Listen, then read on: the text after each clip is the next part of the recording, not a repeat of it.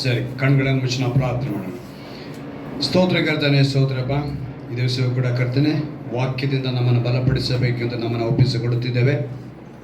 ವಾಕ್ಯವಾಗಿರುವ ಯೇಸಯ್ಯ, ನಿನ್ನ ವಾಗ್ದಾನದಂತೆ ಅದಕ್ಕಾತನು ಈ ವಿಷಯದಲ್ಲಿಯೂ ನಿನಗೆ ಅನುಗ್ರಹ ಮಾಡಿದ್ದೇನೆ ನೋಡು ಎಂಬ ವಾಗ್ದಾನವನ್ನು ಸ್ವತಂತ್ರಿಸಿಕೊಂಡಂಥ ನಾವುಗಳು ಈ ದಿವಸ ಕೂಡ ಒಂದು ವಿಶೇಷವಾದ ವಾಕ್ಯದಿಂದ ನಮ್ಮನ್ನು ಬಲಪಡಿಸಬೇಕೆಂದು ನಿಮ್ಮ ದಾಸನ ಮನಸ್ಸಿನ ನಮ್ಮದಿಗೆ ಮಾತನಾಡಬೇಕೆಂದು ಯೇಸು ನಾಮದಲ್ಲಿ ಪ್ರಾರ್ಥಿಸ್ತೇನೆ. Amen. Hallelujah, hallelujah, hallelujah.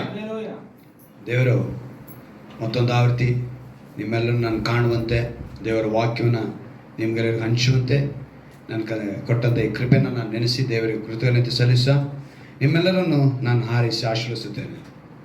Hallelujah. So ಸಂತೋಷವಾಗಿ ನಾವು ಕಾಣಲ್ಪಡಬೇಕು. ಹಲ್ಲೆಲೂಯಾ. ನಮ್ಮಲ್ಲಿ ಏನಿರಬೇಕು? ಸಂತೋಷ. ಯಾಕಂತ ಹೇಳಿದ್ರೆ ಈ ದಿವಸದಲ್ಲಿ ಸಭೆಗೆ ಬರುವಾಗ ಒಂದು ಅಭ್ಯಾಸಕ್ಕಾಗಿ ಬರುವವರು, ಸಭೆಗೆ ಹೋಗಲಿಲ್ಲ ಅಂದರೆ ಪಾಸ್ಟರ್ ಕೇಳ್ತಾರೆ ಅನ್ನೋರು, ಇನ್ನು ನಾವು ಕ್ರೈಸ್ತರಾಗ್ಬಿಟ್ವಿ, ಅಲ್ಲಿಂದ ಇಲ್ಲಿಗೆ ಬಂದುಬಿಟ್ವಿ, ಅದರಿಂದ ನಾವು ಹೋಗಬೇಕು ಅನ್ನೋ ಮನಸ್ಸು ತುಂಬ ಜನರನ್ನ ಆವರಿಸಿಕೊಳ್ಳೋದಕ್ಕೆ ಪ್ರಯತ್ನ ಪಡುತ್ತೆ. ಆದರೆ ನಾವೇನು ಮಾಡಬಾರ್ದು, ಅದಕ್ಕೆ ಅವಕಾಶ ಕೊಡಬಾರ್ದು. ಕಳೆದ ದಿವಸದಲ್ಲಿ ನನ್ನ ಬಳಿ ಕೆಲವರು ಸಹೋದರರು ಕೇಳಿದ್ರು, ನಾವೆಲ್ಲ ಹುಟ್ಟು ಕ್ರೈಸ್ತರೇನಾ ಅಂಥೇಳಿ ಕೇಳುವಾಗ ನಾನು ಹೇಳಿದ ಮಾತು, ತೋಮ ಬಂದು 52ನೇ ಇಸ್ವಿನಲ್ಲಿ ಇಲ್ಲಿ ಬಂದರು.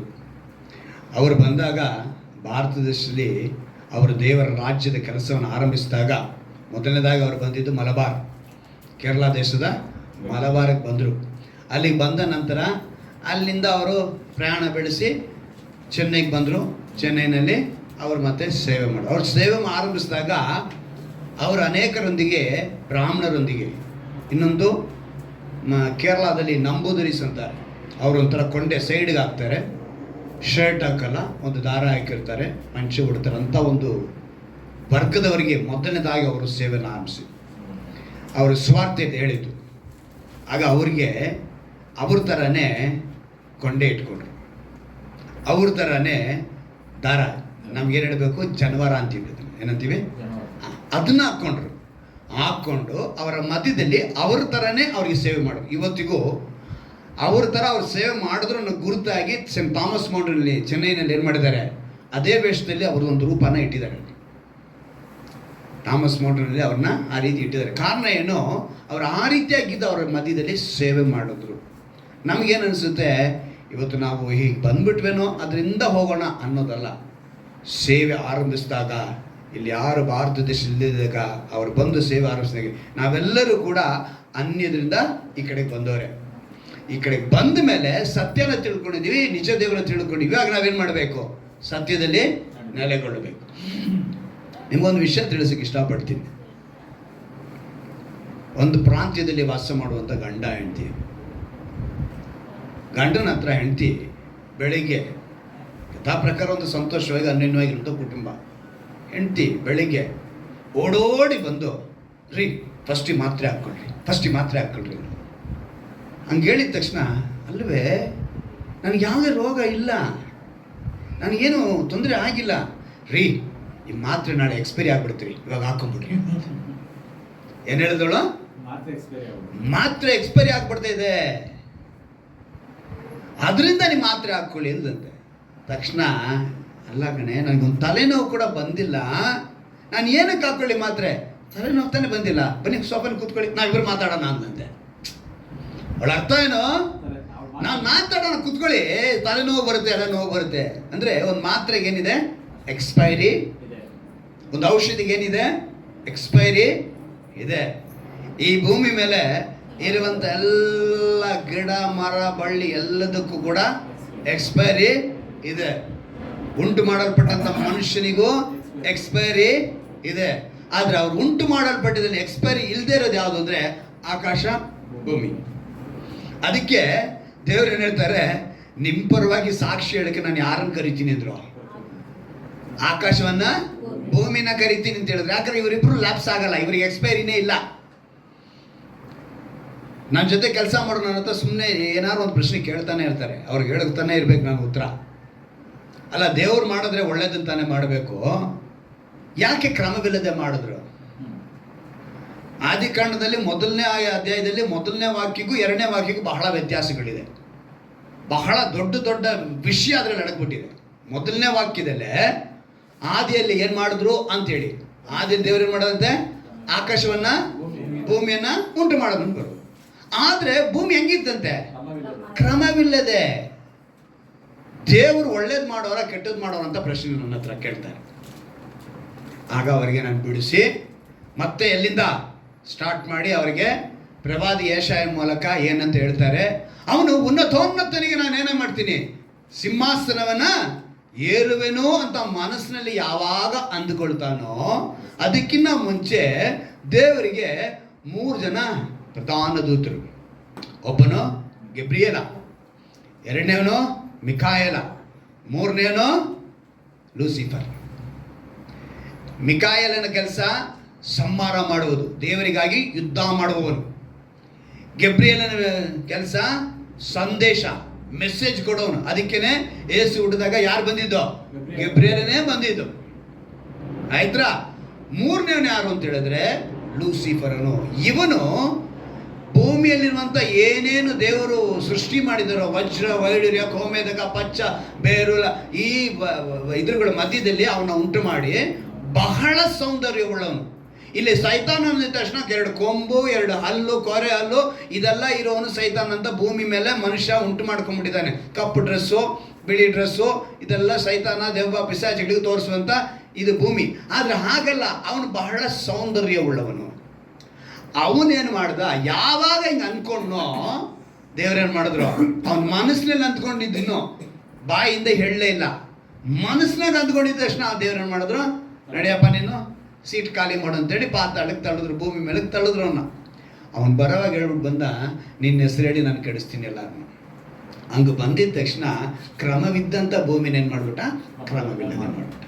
ಅವನು ಕ್ರಮವಿಲ್ಲದೆ ಮಾಡ್ತಾ ಇರೋದಕ್ಕೆ ಯಾರು ಗೊತ್ತಿದ್ದೋ, ಪವಿತ್ರಾತ್ಮನಿಗೆ ಗೊತ್ತಿತ್ತು. ಯಾಕಂದ್ರೆ ಆತ್ಮನು ಜಲಸಮೂಹ, ಆತ್ಮ ಜಲಸಮೂಹ ಏನಂತೆ ಮೇಲೆ ಚಲಿಸ್ತಾ ಇತ್ತು ಅಂತ 3ನೇ ವಾಕ್ಯ. ಅಲ್ಲಿಗೆ ತಂದೆಯಾದ ದೇವರು, ಕುಮಾರರಾದ ಯೇಸು ಕ್ರಿಸ್ತನು, ಪವಿತ್ರಾತ್ಮನು ಒಂದನ್ನ 1ನೇ ಅಧ್ಯಾಯದಲ್ಲ ಮೊದಲು 2, 3ನೇ ವಾಕ್ಯದಲ್ಲಿ ಹೇಳಾಯ್ತು. ಟ್ರಿನಿಟಿ, ತ್ರಾಯೇಕ ಅನ್ನೋದು 1ನೇ ಅಧ್ಯಾಯದಲ್ಲಿ ಹೇಳ್ಬಿಟ್ಟು. ಆದರೆ ಇವತ್ತು ಅನೇಕರದಿಲ್ಲ. ಏನು ಹೇಳಕ್ಕೆ ಬರ್ತೀನಿ ಅಂತ ಹೇಳಿದ್ರೆ, ಎಕ್ಸ್ಪೈರಿ ಅನ್ನೋದು ಪ್ರತಿಯೊಂದಕ್ಕಿದೆ. ದೇವರು ಉಂಟು ಮಾಡಲ್ಪಟ್ಟಂಥ ಆಕಾಶಕ್ಕೂ ಭೂಮಿಗೂ ಇಲ್ಲ, ಸೂರ್ಯನಿಗೂ ಇಲ್ಲ, ಚಂದ್ರನಿಗೂ ಇಲ್ಲ, ನಕ್ಷತ್ರಗಳಿಗೂ ಇಲ್ಲ. ಆದರೆ ಮಿಕ್ಕಿದೆಲ್ಲವುಗಳಿಗೂ, ಯಾಕಂದರೆ ಸೂರ್ಯ ಕತ್ತಲಾಗ್ತಾನೆ, ಏನಾಗ್ತಾನೆ, ಕತ್ತಾನೆ ಅಂತ ಮಾತ್ರ ಬರೆಯಲ್ಪಟ್ಟಿದೆ. ಕರಗಿ ಹೋಗುತ್ತೆ ಅಂತ ಹೇಳಿದ್ರೆ ಹೊಸ ಸೂರ್ಯನ, ಹೊಸ ಚಂದ್ರನನ್ನ ನೆಕ್ಸ್ಟ್ ಉಂಟು ಮಾಡ್ತಾರೆ. ಆದರೆ ಆಕಾಶವನ್ನು ಭೂಮಿಯನ್ನು ಮಾತ್ರ ಅವರು ಆಳಿಸಲ್ಲ. ಅದಕ್ಕೆ ಹೇಳ್ತಾರೆ, ಏನಂತಾರೆ, ಈ ಆಕಾಶ ಭೂಮಿ ಅಳಿದು ಹೋದ್ರು ನನ್ನ ಮಾತು, ಅಂದರೆ ಅವು ಕೂಡ ಅಳಿಯಲ್ಲ, ದೇವ್ರ ಮಾತು ಕೂಡ ಅಳಿಯಲ್ಲ. ಬೇಕಾದ್ರೆ ಒಂದು ವೇಳೆ ಅವು ಅಳಿಯೋದಕ್ಕೆ ಚಾನ್ಸಸ್ ಇದೆ, ಅದು ನನ್ನ ಮಾತು ಮಾತ್ರ ಅಳಿಯೋದೇ ಇಲ್ಲ ಅಂತ ಹೇಳ್ಬಿಟ್ರು. ಆ ರೀತಿ ಎಕ್ಸ್ಪೈರಿ ಇಲ್ಲದಂಥ ಒಂದು ಬದುಕನ್ನ ದೇವ್ರು ನಮಗೆ ಕೊಟ್ಟಿದ್ದಾರೆ. ಯಾವ ರೀತಿ? ವಾಕ್ಯದಲ್ಲಿ ನೆಲೆಗೊಂಡ್ರೆ ಮಾತ್ರ. ವಾಕ್ಯದಲ್ಲಿ ನೆಲೆಗೊಂಡ್ರೆ ಅವನಿಗೆ ನಿತ್ಯ ಜೀವ. ನಿತ್ಯ ಜೀವ ಅಂದ್ರೆ ಏನು? ಸಾವಿಲ್ಲದಂಥ ಜೀವ. ನಿತ್ಯ ಜೀವ ಅಂದ್ರೆ ಏನರ್ಥ? ಯಾವಾಗಲೂ ಜೀವಿಸುವವರು, ಅದೇ ನಿತ್ಯ ಜೀವ. ಆ ಜೀವಕ್ಕೆ ಹೋಗೋದಕ್ಕೆ ಇವಾಗ ಟ್ರೈನಿಂಗ್ ಪೀರಿಯಡಲ್ಲಿ ಇದ್ದೀವಿ ನಾವು. ಇವಾಗ ಏನು ಮಾಡಿದ್ವಿ? Training period. ಈ ಟ್ರೈನಿಂಗ್ ಪೀರಿಯಡ್ ಇರುವಂಥ ನಮಗೆ ಇವತ್ತು ಒಂದು ಒಳ್ಳೆ ಅಂಶದೊಂದಿಗೆ ದೇವರು ಮಾತನಾಡ್ತಾರೆ. ನಾನು ಓದ್ತೀನಿ, ನಾನು ಓದುವಂಥ ವಾಕ್ಯ ನಿಮ್ಮ ಕೈಲಿರುವಂಥ ಸತ್ಯವೇದದಲ್ಲಿ ಅದೇ ವಾಕ್ಯ ಇದೆ ಅಂತ ನೀವು ಗಮನಿಸಬೇಕು.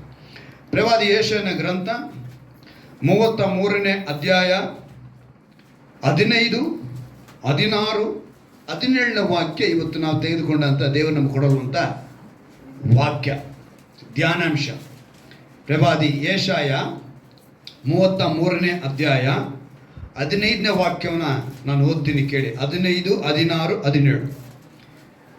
ಸನ್ಮಾರ್ಗದಲ್ಲಿ ನಡೆದು ಯಥಾರ್ಥವಾಗಿ ನುಡಿದು ದೋಚಿಕೊಂಡ ಲಾಭ ಬೇಡವೆಂದು ಲಂಚ ಮುಟ್ಟದಂತೆ ಕೈ ಒದರಿ ಕೊಲೆಯ ಮಾತಿಗೆ ಕಿವಿಗೊಡದೆ ಕೆಟ್ಟದನ್ನು ನೋಡದಂತೆ ಕಣ್ಣು ಮುಚ್ಚಿಕೊಳ್ಳುವವನೇ ಉನ್ನತ ಸನ್ನಿಧಾನದಲ್ಲಿ ವಾಸಿಸುವನು. ಇವನಿಗೆ ಆಶ್ರಯವು ಗಿರಿದುರ್ಗ, ಅನ್ನವು ಉಚಿತವಾಗಿ ಒದಗುವುದು, ನೀರು ನಿಸ್ಸಂದೇಹ. ನೀವು ಭೂಷಿತ ರಾಜನನ್ನು ಕಣ್ಣಾರೆ ದರ್ಶನ ಮಾಡುವಿರಿ, ಅತಿ ವಿಸ್ತಾರವಾದ ಸ್ವದೇಶವನ್ನು ಕಣ್ಣು ತುಂಬ ನೋಡುವಿರಿ. ಹಲ್ಲೆಲೂಯ. ಒಂದು ಅದ್ಭುತವಾದ 3 ವಾಕ್ಯಗಳಿದು. ಇದರಲ್ಲಿ ಇವತ್ತು ನಮಗೆ ದೇವರು ತಿಳಿಯಪಡಿಸಬೇಕು ಅಂತ ಹೇಳಿ ಅದರಲ್ಲಿ 15ನೇ ವಾಕ್ಯದಲ್ಲಿ ಕೊನೆಯಲ್ಲಿ ಮುಗಿಸ್ತಾರೆ ನೋಡಿ, ಉನ್ನತ ಸನ್ನಿಧಾನದಲ್ಲಿ ವಾಸಿಸುವನು. ಏನಂತೆ? ಉನ್ನತ ಸನ್ನಿಧಾನ. ಈ ಉನ್ನತ ಸನ್ನಿಧಾನ ಅಂತ ದೇವರು ತಿಳಿಸೋದಕ್ಕೆ ಮುಂಚೆ ಯಾರ ಮೂಲಕ ಇದನ್ನು ಬರೆಸ್ತಾ ಇದ್ದಾರೆ ಅಂತ ಹೇಳಿದ್ರೆ, ಪ್ರವಾದಿ ಯೆಶಾಯನ ಮೂಲಕ ಬರೆಸ್ತಾ ಇದ್ದಾರೆ. ಇವಾಗ ಪ್ರವಾದಿ ಅಂತ ಹೇಳುವಾಗ ಈತನಿಗೆ ಒಂದು ಹೆಸರಿದೆ, ದೊಡ್ಡ ಪ್ರವಾದಿ ಅಂತಾರೆ. ಏನು ಪ್ರವಾದಿ? ದೊಡ್ಡ ಪ್ರವಾದಿಗಳು 5 ಜನ, ಇನ್ನು 12 ಜನ ಚಿಕ್ಕ ಪ್ರವಾದಿ.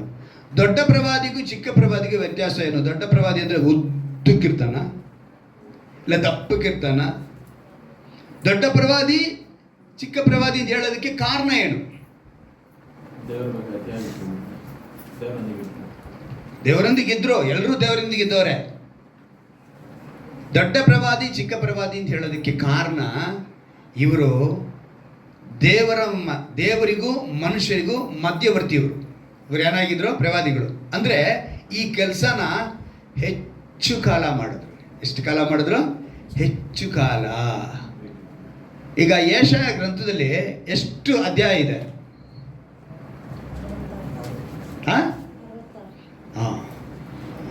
66 ಬೈಬಲ್ಗೆ ಹೋಲಿಕೆ ಮಾಡ್ತಾರೆ. ನಮ್ಮ ಬೈಬಲ್ ಎಷ್ಟು ಪುಸ್ತಕ? 66 ಪುಸ್ತಕ. ಯೆಶಾಯ ಕೂಡ 66. ಒಂದು ಬೈಬಲ್, ಪೂರ್ತಿ ಬೈಬಲ್ನ ಈ ಪ್ರವಾದಿ ಯೆಶಾಯನಲ್ಲೇ ನಾವು ನೋಡ್ಬೋದು. ಅಷ್ಟು ರಹಸ್ಯಗಳನ್ನು ಪ್ರವಾದಿ ಯೆಶಾಯನ ಮೂಲಕ ಮಾಡಿಸ್ತಾರೆ. ಸೊ ದೊಡ್ಡ ಪ್ರವಾದಿ ಅಂದರೆ ಹೆಚ್ಚು ಕಾಲ ಸೇವೆ ಮಾಡಿದವರಿಗೆ ದೊಡ್ಡ ಪ್ರವಾದಿ, ಸ್ವಲ್ಪ ಕಾಲ ಸೇವೆ ಮಾಡಿದವರಿಗೆ ಚಿಕ್ಕ ಪ್ರವಾದಿ ಅಂತ ಹೇಳ್ತಾರೆ.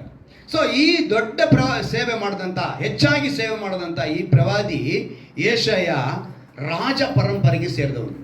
ಯಾವ ಪರಂಪರೆಗೆ ಸೇರಿದವನು? ಇವನಿಗೆ ದುಡ್ಡಿಗೋ ಐಶ್ವರ್ಯಕ್ಕೋ ಯಾವುದಕ್ಕೂ ಕೊರತೆ ಇಲ್ಲದಂಥವನು. ಆದರೆ ಅಂಥವನನ್ನು ದೇವರು ಆರಿಸಿಕೊಂಡ. ಅವನ ಆರಿಸಿಕೊಂಡಾಗ ಅವನೊಂದು ಮಾತ್ರ ಹೇಳ್ತಾನೆ. ಪ್ರವಾದಿ ಯೆಶಾಯ ಆದಲೇ 6ನೇ ಅಧ್ಯಾಯ ತೆಗೆದುಕೊಳ್ಳಿ. ಯೆಶಾಯನ ಗ್ರಂಥದಲ್ಲಿ 6ನೇ ಅಧ್ಯಾಯದಲ್ಲಿ ಒಂದು ಅದ್ಭುತವಾದ ಮಾತು. 5ನೇ ವಾಕ್ಯ ಓದ್ತೀನಿ ಕೇಳಿ. ಆಗ ನಾನು, ಅಯ್ಯೋ ನನ್ನ ಗತಿಯನ್ನು ಏನು ಹೇಳಲಿ?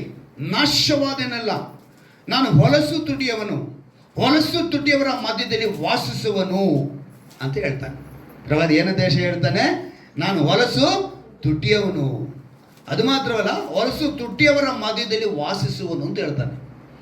ಆಗ ದೇವರು ಅಲ್ಲೇ ನೋಡ್ತೀವಿ ನೋಡಿ, ನನ್ನ ಕಣ್ಣುಗಳು ರಾಜಾದಿರಾಜನನ್ನು ಸೇನಾಧೀಶನಾದ ಯೆಹೋವನನ್ನು ಕಂಡವು ಎಂದು ಕೂಗಿಕೊಳ್ಳಲು ಸೇರಾಫಿಯರಲ್ಲಿ ಒಬ್ಬನು ಯಜ್ಞವೇದಿಯಿಂದ ತಾನು ತಂಡಸ ಅಂದರೆ ಕೆಂಡ, ತಂಡಸದಲ್ಲಿ ತೆಗೆದ ಕೆಂಡವನ್ನು ಕೈಯಲ್ಲಿ ಹಿಡಿದುಕೊಂಡು ನನ್ನ ಬಳಿಗೆ ಹಾರಿ ಬಂದು ನನ್ನ ಬಾಯಿಗೆ ಮುಟ್ಟಿಸಿ, ಇಗೋ ಇದು ನಿನ್ನ ತುಟಿಗಳಿಗೆ ತಗಲಿತು, ನಿನ್ನ ದೋಷವು ನೀಗಿತು, ನಿನ್ನ ಪಾಪಕ್ಕೆ ಪ್ರಾಯಶ್ಚಿತ್ತವಾಯಿತು ಅಂದನು.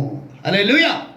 ಇವನು ಹೊಲಸು ಅಂತ ಹೇಳಕ್ಕೆ ಕಾರಣ ಏನಂದ್ರೆ, ಅವನು ತನ್ನ ಪಾಪಿ ಅಂತ ಅರಿಕೆ ಮಾಡ್ಕೊಳ್ತಾನೆ, ತನ್ನನ್ನು ಒಪ್ಪಿಸಿಕೊಡ್ತಾನೆ, ತನ್ನ ದೇವರ ಬಳಿ ಸಮರ್ಪಿಸಿಕೊಳ್ತಾನೆ. ತನ್ನನ್ನು ಆ ಮಾತು ಹೇಳಿದ ತಕ್ಷಣ ಸೇರಾಫಿರು ಬಂದರು. ಸೇರಾಫಿರು ಅವ್ರು ಏನು ಮಾಡಿದ್ರು? ಆ ತಂಡದಲ್ಲಿದ್ದಂಥ ಕೆಂಡವನ್ನು ತೆಗೆದುಕೊಂಡು ಬಂದರು. ಅವನ ನಾಲಿಗೆಗೆ ಅಂದರೆ ತುಟಿಗೆ ಟಚ್ ಮಾಡಿದ್ರು. ಇವತ್ತು ನಿಮಗೆ ಟಚ್ ಮಾಡುವಂಥ ಕೆಂಡ ಯಾವುದು ಅಂತ ಹೇಳಿದ್ರೆ ವಾಕ್ಯವೆಂಬ ಕೆಂಡ. ಅವತ್ತು ತುಟಿಯನ್ನು ಟಚ್ ಮಾಡ್ತು, ಇವತ್ತು ನಿಮ್ಮ ಹೃದಯಗಳನ್ನ ಟಚ್ ಮಾಡ್ತಾ ಇದೆ. ನೀವಿವತ್ತು ತಿಳ್ಕೋಬೇಕು, ದೇವರ ವಾಕ್ಯವನ್ನು ನಾನು ಮುಟ್ತಾ ಇದೆ, ನಾನು ಪ್ರಾಯಶ್ಚಿತ್ತ ಹೊಂದಬೇಕು. ಕಾರಣ ಅವನು ಏನಂತ ಹೇಳ್ತಾನೆ? ಅಯ್ಯೋ ನನ್ನ ಗತಿಯನ್ನು ಏನು ಹೇಳಲಿ, ನಾಶವಾದೇನಲ್ಲ. ಯಾಕೆ ಅಂತ ಹೇಳಿದ್ರೆ ತನ್ನ ಪಾಪವನ್ನು ಅವನ ಅರಿಕೆ ಮಾಡ್ಕೊಳ್ತಾ ಇದ್ದಾನೆ. ಅರಿಕೆ ಮಾಡಿ ಅವನು ಹೇಳ್ತಾನೆ, ನಾನು ಹೊಲಸು ತುಟಿಯವನಪ್ಪ, ಹೊಲಸು ತುಟಿಯವರು ನನ್ನ ಮಧ್ಯದಲ್ಲಿದ್ದಾರಪ್ಪ. ಅವನ ತನ್ನನ್ನು ಸಮರ್ಪಿಸಿಕೊಳ್ಳುವ ವಿಧಾನ ನೋಡಿ. ಅವನು ಒಪ್ಪಿಸಿಕೊಟ್ಟಿದ್ದ ತಕ್ಷಣ ದೇವರೇನು ಮಾಡಿದ್ರು? ಭಯ ಪಡಬೇಡ, ನಾನು ನಿನ್ನ ಬದಲಾಯಿಸ್ತೀನಿ, ಪಾಪ ಪ್ರಾಯಶ್ಚಿತ್ತ ಉಂಟು ಮಾಡ್ತೀನಿ ಅಂತೇಳಿ ಪ್ರವಾದಿಗೆ ಹೇಳಿದ್ರು. ಪ್ರವಾದಿಗೆ ಆ ರೀತಿ ಹೇಳಿದ ತಕ್ಷಣ ಅವನು ಹೇಳ್ತಾನೆ, ತಕ್ಷಣ ಅವನೊಂದು ಮಾತಾಡ್ತಾನೆ ನೋಡಿ, ಎಂಥ ಮಾತು.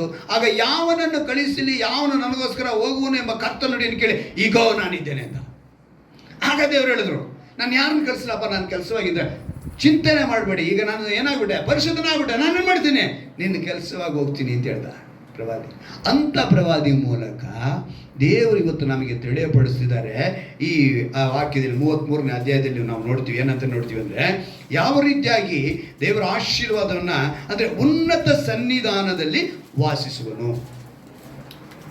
ಈ ಉನ್ನತ ಅನ್ನೋ ಪದನ ನಾವು ತುಂಬ ಮೇಲಾಗಿ ನೋಡ್ಕೋಬೇಕು ಅಂತ ಹೇಳಿದ್ರೆ, ಒಂದು ಮತ್ತಾಯನ ಬರೋ ಸ್ವಾರ್ಥದಲ್ಲಿ ಒಂದು ವಾಕ್ಯ ಇದೆ, ತೆಗೆದುಕೊಂಡು ಓದಿ 5ನೇ ಅಧ್ಯಾಯ 14-15ನೇ ವಾಕ್ಯವನ್ನು ನೋಡಿ. ಉನ್ನತ ನಮ್ಮ ಇದನ್ನ ಅಲ್ಲಿ ಪರ್ವತ ಪ್ರಸಂಗದಲ್ಲಿ ದೇವರು ತಿಳಿಯಪಡಿಸ್ತಾರೆ. ಒಂದು ಅದ್ಭುತವಾದ ಮಾತು ಬರೀತಾರೆ. ಓಕೆ, ನಾವೇನಾಗಿದ್ದೀವಿ? ಲೋಕಕ್ಕೆ ಬೆಳಕಾಗಿದ್ದೀವಿ. ಗುಡ್ಡದ ಮೇಲೆ ಕಟ್ಟಿರುವ ಊರು ಅಂದ್ರೆ ಭೌತಿಕವಾಗಿ, ಲೌಕಿಕವಾಗಿ ನಮಗೆ ಕಾಣುವಂತ ಒಂದು ವಿಷಯನ ಅಲ್ಲಿ ತಿಳಿಸ್ತಾ ಇದ್ದಾರೆ. ಏನು ಅಂದ್ರೆ, ಎಲ್ಲಿದೆ ಅಂತೆ? ಗುಡ್ಡದ ಮೇಲಿದೆ ಒಂದು ಮನೆ. ಅದು ಯಾರಿಗೂ ಕಣ್ಮರೆಯಾಗಿ ಇರಲ್ಲ. ಕೆಳಗಿರೋರ್ಗೆ ಏನು ಕಾಣಿಸುತ್ತೆ?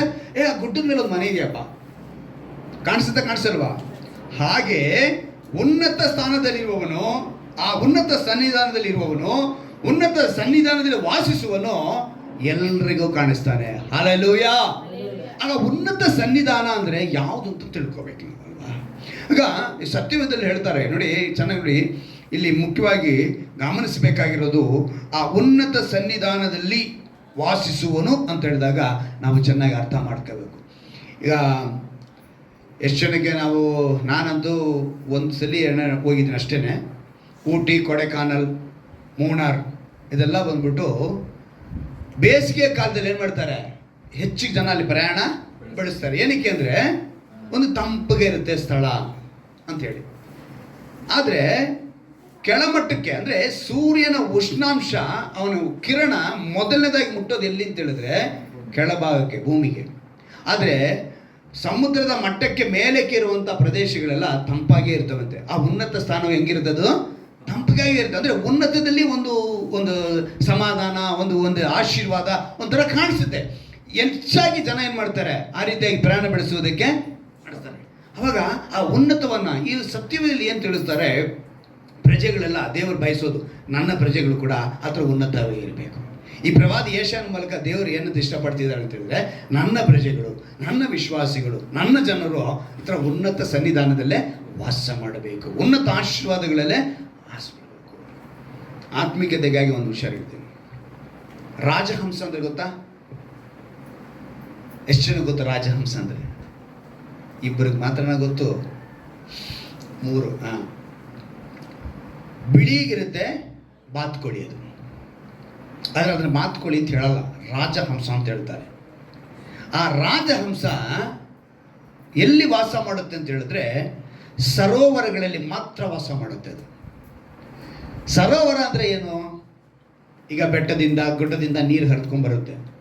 ಆ ನೀರು ಬಂದು ಒಂದು ಕಡೆ ನಿಂತ್ಕೊಳ್ಳುತ್ತೆ. ಆ ನಿಂತ್ಕೊಳ್ಳೋ ಜಾಗದಲ್ಲಿ ಯಾವುದೇ ವಿಧವಾದ ಹೊಲಸು ಕಲ್ಮಶ ಇರಲ್ಲ. ಅಷ್ಟು ಆ ನೀರನ್ನ ನಾವು ಕೆಳಭಾಗ ನೋಡ್ಬೋದು. ಸರೋವರ ಅನ್ನೋದು ಅದಕ್ಕೇನೆ, ಅದು ಕೆಳಭಾಗ ಏನು ನೋಡ್ಬೋದು, ತಳ ನೋಡ್ಬೋದು. ಅಷ್ಟು ನೀಟಾಗಿರೋ ಜಾಗದಲ್ಲಿ ವಾಸ ಮಾಡುತ್ತೆ ಅದು ಈ ರಾಜಹಂಸ. ರಾಜಹಂಸ ಏನು ಮಾಡ್ತಂತೆ, ಪಕ್ಕದಲ್ಲೇ ಒಂದು ಫ್ರೆಂಡನ್ನು ನೋಡ್ತಿದ್ದೆ.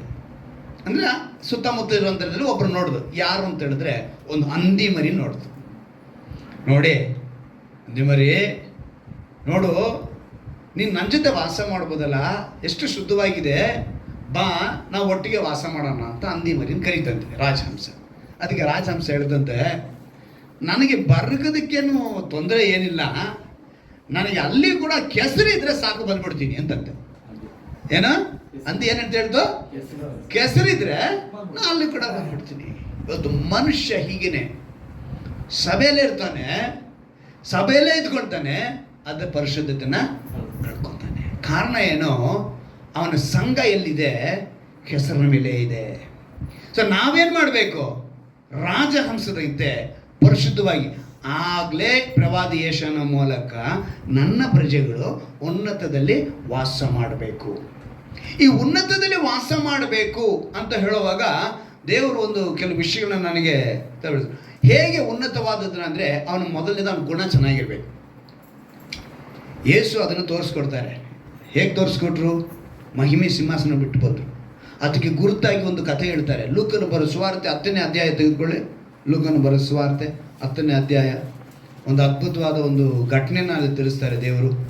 ಅದನ್ನು ತಿಳ್ಕೊಂಡ್ರೆ ನಮ್ಗೆ ಗೊತ್ತಾಗುತ್ತೆ ಏನಕ್ಕೆ ಯೇಸು ಇಲ್ಲಿಗೆ ಬಂದರು, ನಮ್ಗೆ ಯಾಕೆ ಅದನ್ನು ಹೇಳಿ ತೋರಿಸ್ತಿದ್ದಾರೆ ಅನ್ನೋದನ್ನು ತಿಳ್ಕೊಳ್ತೀವಿ. 10ನೇ ಅಧ್ಯಾಯದಲ್ಲಿ ಒಂದು 33ನೇ ವಾಕ್ಯವನ್ನೇ ನೋಡೋಣ. ಆದರೆ ಒಬ್ಬ ಸಮಾರ್ಯದವನು ಪ್ರಯಾಣ ಮಾಡುತ್ತಾ ಅವನಿದ್ದಲ್ಲಿಗೆ ಬಂದು ಅವನನ್ನು ಕಂಡು ಕನಿಕರಿಸಿ ಅವನ ಹತ್ತಿರಕ್ಕೆ ಹೋಗಿ ಅವನ ಗಾಯಗಳಿಗೆ ಎಣ್ಣೆಯನ್ನು ದ್ರಾಕ್ಷಾರಸವನ್ನು ಒಯ್ದು ಕಟ್ಟಿ ತನ್ನ ಸ್ವಂತ ವಾಹನದ ಮೇಲೆ ಹತ್ತಿಸಿಕೊಂಡು ಛತ್ರಕ್ಕೆ ಕರ್ಕೊಂಡು ಹೋಗಿ ಅವನನ್ನು ಆರೈಕೆ ಮಾಡಿದನು. ಇಲ್ಲಿ 3ನೇ ವ್ಯಕ್ತಿ ಇವನು. ಎಷ್ಟನೇ ವ್ಯಕ್ತಿ? ಮೊದಲನೇದಾಗಿ ಒಬ್ಬ ಯಾಜಕ ಹೋದ. ಇವನು ವ್ಯಕ್ತಿ ಒಬ್ಬ ಪ್ರಯಾಣ ಬೆಳೆಸಿದ್ದಾನೆ. ದಾರಿನಲ್ಲಿ ಕಳ್ಳರು ಸುಲುಕೋರು ಏನು ಮಾಡಿದ್ರು, ಇವನ್ನ ಹೊಡೆದು ಬಹಳವಾಗಿ ಅವನ ಬಟ್ಟೆ ಕೂಡ ಅರ್ಧ ಹಾಕಿ ಅಷ್ಟೊಂದು ಹಿಂಸೆ ಮಾಡಿ ಅವನ್ನ ರಸ್ತೆನೆಲ್ಲ ಹಾಕ್ಬಿಟ್ಟು ಹೋಗ್ಬಿಟ್ಟಿದ್ದಾರೆ. ಈಗ ಏನು ಮಾಡ್ತಾ ಇದ್ದಾರೆ, ಅದೇ ಮಾರ್ಗವಾಗಿ ಬಂದಂಥ ಯಾಜಕನ ಏನು ಮಾಡ್ದ ನೋಡಿ ಓರೆಯಾಗಿ ಹೋದ. ಒಬ್ಬ ಲೇವಿ ಬಂದ, ಅವನು ಕೂಡ ಏನು ಮಾಡ್ದ ನೋಡಿ ಓರೆಯಾಗಿ ಹೋದ. ಆದರೆ ಒಬ್ಬ ಸಮಾರ್ಯದವನು ಬಂದ. ಇಲ್ಲಿ ಯಾಜಕನಿಗೂ ಲೇವಿಗೂ ಸಮಾರ್ಯಕ್ಕೂ ಏನು ಸಂಬಂಧ, ಏನು ವ್ಯತ್ಯಾಸ? ಇವರಿಬ್ಬರು ಯೆಹೋವ ದೇವರನ್ನು ಆರಾಧಿಸುವಂಥವರಾಗಿದ್ದರು. ಯಾರ್ಯಾರು? ಲೇವಿನು ಯಾಜಕನು. ಸಮಾರ್ಯದವನಿಗೆ ನಿಜ ದೇವರು ಗೊತ್ತಿಲ್ಲ, ಅನ್ಯನಾಗಿದ್ದ. ಆದರೆ ಅನ್ಯನೇನು ಮಾಡ್ದ, ಆ ಮಾರ್ಗವಾಗಿ ಬಂದು ಆ ವ್ಯಕ್ತಿ ನೋಡಿದ ತಕ್ಷಣ ಅವನ್ ಏನು ಮಾಡ್ತಾನೆ, ಆರೈಕೆ ಮಾಡ್ತಾನೆ. ಆರೈಕೆ ಮಾಡುವಾಗ ಏನಂತ ಹೇಳ್ತಿದ್ದಾರೆ ಅಲ್ಲಿ, ಸ್ವಂತ ವಾಹನವನ್ನ ಏನು ಹೇಳ್ತಿದ್ದಾರೆ ಅಲ್ಲಿ ಮಾತು, ಸ್ವಂತ ವಾಹನ. ಅವನ ಹತ್ರ ಯಾವ ವಾಹನ ಇತ್ತೋ ಆದ್ರೆ ಅವನೇನು ಮಾಡ್ದ, ಸ್ವಂತ ವಾಹನ. ಒಬ್ಬ ವ್ಯಕ್ತಿ, ಒಬ್ಬ ಸಮಾರ್ಯ, ಒಳ್ಳೆ ಸಮಾರ್ಯ ಸ್ವಂತ ವಾಹನ ಬಿಟ್ಟುಕೊಂಡಂತೆ ಇವತ್ತು ನಿನ್ನನ್ನು ನನ್ನನ್ನು ರಕ್ಷಿಸುವುದಕ್ಕೆ ದೇವರು ಒಳ್ಳೆಯ ಸಿಂಹಾಸನವನ್ನು ಬಿಟ್ಟು ಕೆಳಗಿಳಿದು ಬಂದರು. ಹಲ್ಲೆಲೂಯಾ. ಅವತ್ತು ಆ ಸಮಾರ್ಯನ ಏನು ಮಾಡ್ದ, ಅವನ ಹತ್ತಿರಕ್ಕೆ ಹೋಗಿ ಅವನೇನು ಮಾಡ್ದ, ಸ್ವಂತ ವಾಹನವನ್ನು ಹಿಡಿದ, ಹತ್ತಿರಕ್ಕೆ ಹೋದ. ಅವನೇನು ಮಾಡ್ದ, ಎಣ್ಣೆಯನ್ನು ಕೊಟ್ಟ, ಅವನಿಗೆ ಆಹಾರ ಕೊಟ್ಟ, ಅವನ ಆರೈಕೆನೂ ಮಾಡ್ದ, ಅವನ ಪೋಷಣೆನೂ ಮಾಡ್ತಾನೆ. ನಾನು ರಿಟರ್ನ್ ಬರ್ತೀನಿ, ಮತ್ತೆ ನೀನು ಏನಾದ್ರು ಎಕ್ಸ್ಟ್ರಾ ಕಾಸಿದ್ರೆ ಹೇಳು, ನಾನು ಕೊಡ್ತೀನಿ ಅಂದ. ಇದು ಒಳ್ಳೆ ಸಮಾರ್ಯನ ಗುಣ. ಈ ಗುಣ ಯಾರಿಗಿತ್ತು? ಯೇಸುವಿನಲ್ಲಿತ್ತು. ಆ ಒಳ್ಳೆ ಸಮಾರ್ಯ ಯಾರು ಅಂತ ಹೇಳಿದ್ರೆ ಯೇಸು ಕ್ರಿಸ್ತನಿಗೆ ಹೋಲಿಕೆ ಆಗಿದೆ. ಆ ರೀತಿಯಾಗಿ ಒಬ್ಬ ಉನ್ನತ ಸನ್ನಿಧಾನದಲ್ಲಿ ವಾಸಿಸುವನು ಈ ರೀತಿಯಾದ ಸ್ವಭಾವವನ್ನು ಹೊಂದಿರಬೇಕು. ದೇವರು ಅದನ್ನ ನಮಗೆ ಇಲ್ಲಿ ತೋರಿಸ್ತಾರೆ. ಅವಾಗ ತೋರಿಸುವಾಗ ಭಕ್ತನಾದ ದಾವೀದನೊಂದು ಮಾತನ್ನು ಹೇಳ್ತಾನೆ. 69ನೇ ಕೀರ್ತನೆಯಲ್ಲಿ 2ನೇ ವಾಕ್ಯದಲ್ಲಿ ಒಂದು ಮಾತನ್ನು ಹೇಳ್ತಾನೆ. ಭಕ್ತನಾದ ದಾವೀದನು ಒಂದು ಅದ್ಭುತವಾದ ಮಾತು. ಅಲ್ಲಿ ಎಂಥ ಒಂದು ಇಕ್ಕಟ್ಟು ಪರಿಸ್ಥಿತಿ ಅಂತ ಹೇಳಿ ಅದರಲ್ಲಿ ಬರೆಸಿದ್ದಾನೆ ನೋಡಿ. 69ನೇ ಅಧ್ಯಾಯ 2ನೇ ವಾಕ್ಯವನ್ನು ನಾವು ಗಮನಿಸುವಾಗ, ಆಳವಾದ ಕಳ್ಳು ಸಿಬಿನಲ್ಲಿ ಮುಳುಗುತ್ತಿದ್ದೇನೆ, ನೆಲೆ ಸಿಕ್ಕುವುದಿಲ್ಲ. ಏನಂತೆ? ಆಳವಾದ ಕಳ್ಳು ಸಿಬಿನಲ್ಲಿ ಮುಳುಗುತ್ತಿದ್ದೇನೆ, ನೆಲೆ ಸಿಕ್ಕುವುದಿಲ್ಲ. ದೊಡ್ಡ ಮಡುವಿನೊಳಕ್ಕೆ ಬಂದಿದ್ದೇನೆ, ಪ್ರವಾಹವು ನನ್ನನ್ನು ಬಡಕೊಂಡು ಹೋಗುತ್ತದೆ. ಇವತ್ತು ಮನುಷ್ಯ ಎಂಥ ಪರಿಸ್ಥಿತಿ ಇದೆ ಅಂದರೆ ಕಳ್ಳು ಸುಬು. ಈ ಕಳ್ಳು ಸುಬುಗೆ ಯಾವುದು ಹೋಲಿಕೆ ಆಗಿದೆ? ಪಾಪಕ್ಕೆ ಹೋಲಿಕೆ ಆಗಿದೆ. ಕಳ್ಳು ಸುಬು ಅಂದ್ರೆ ಏನು ಗೊತ್ತಾ?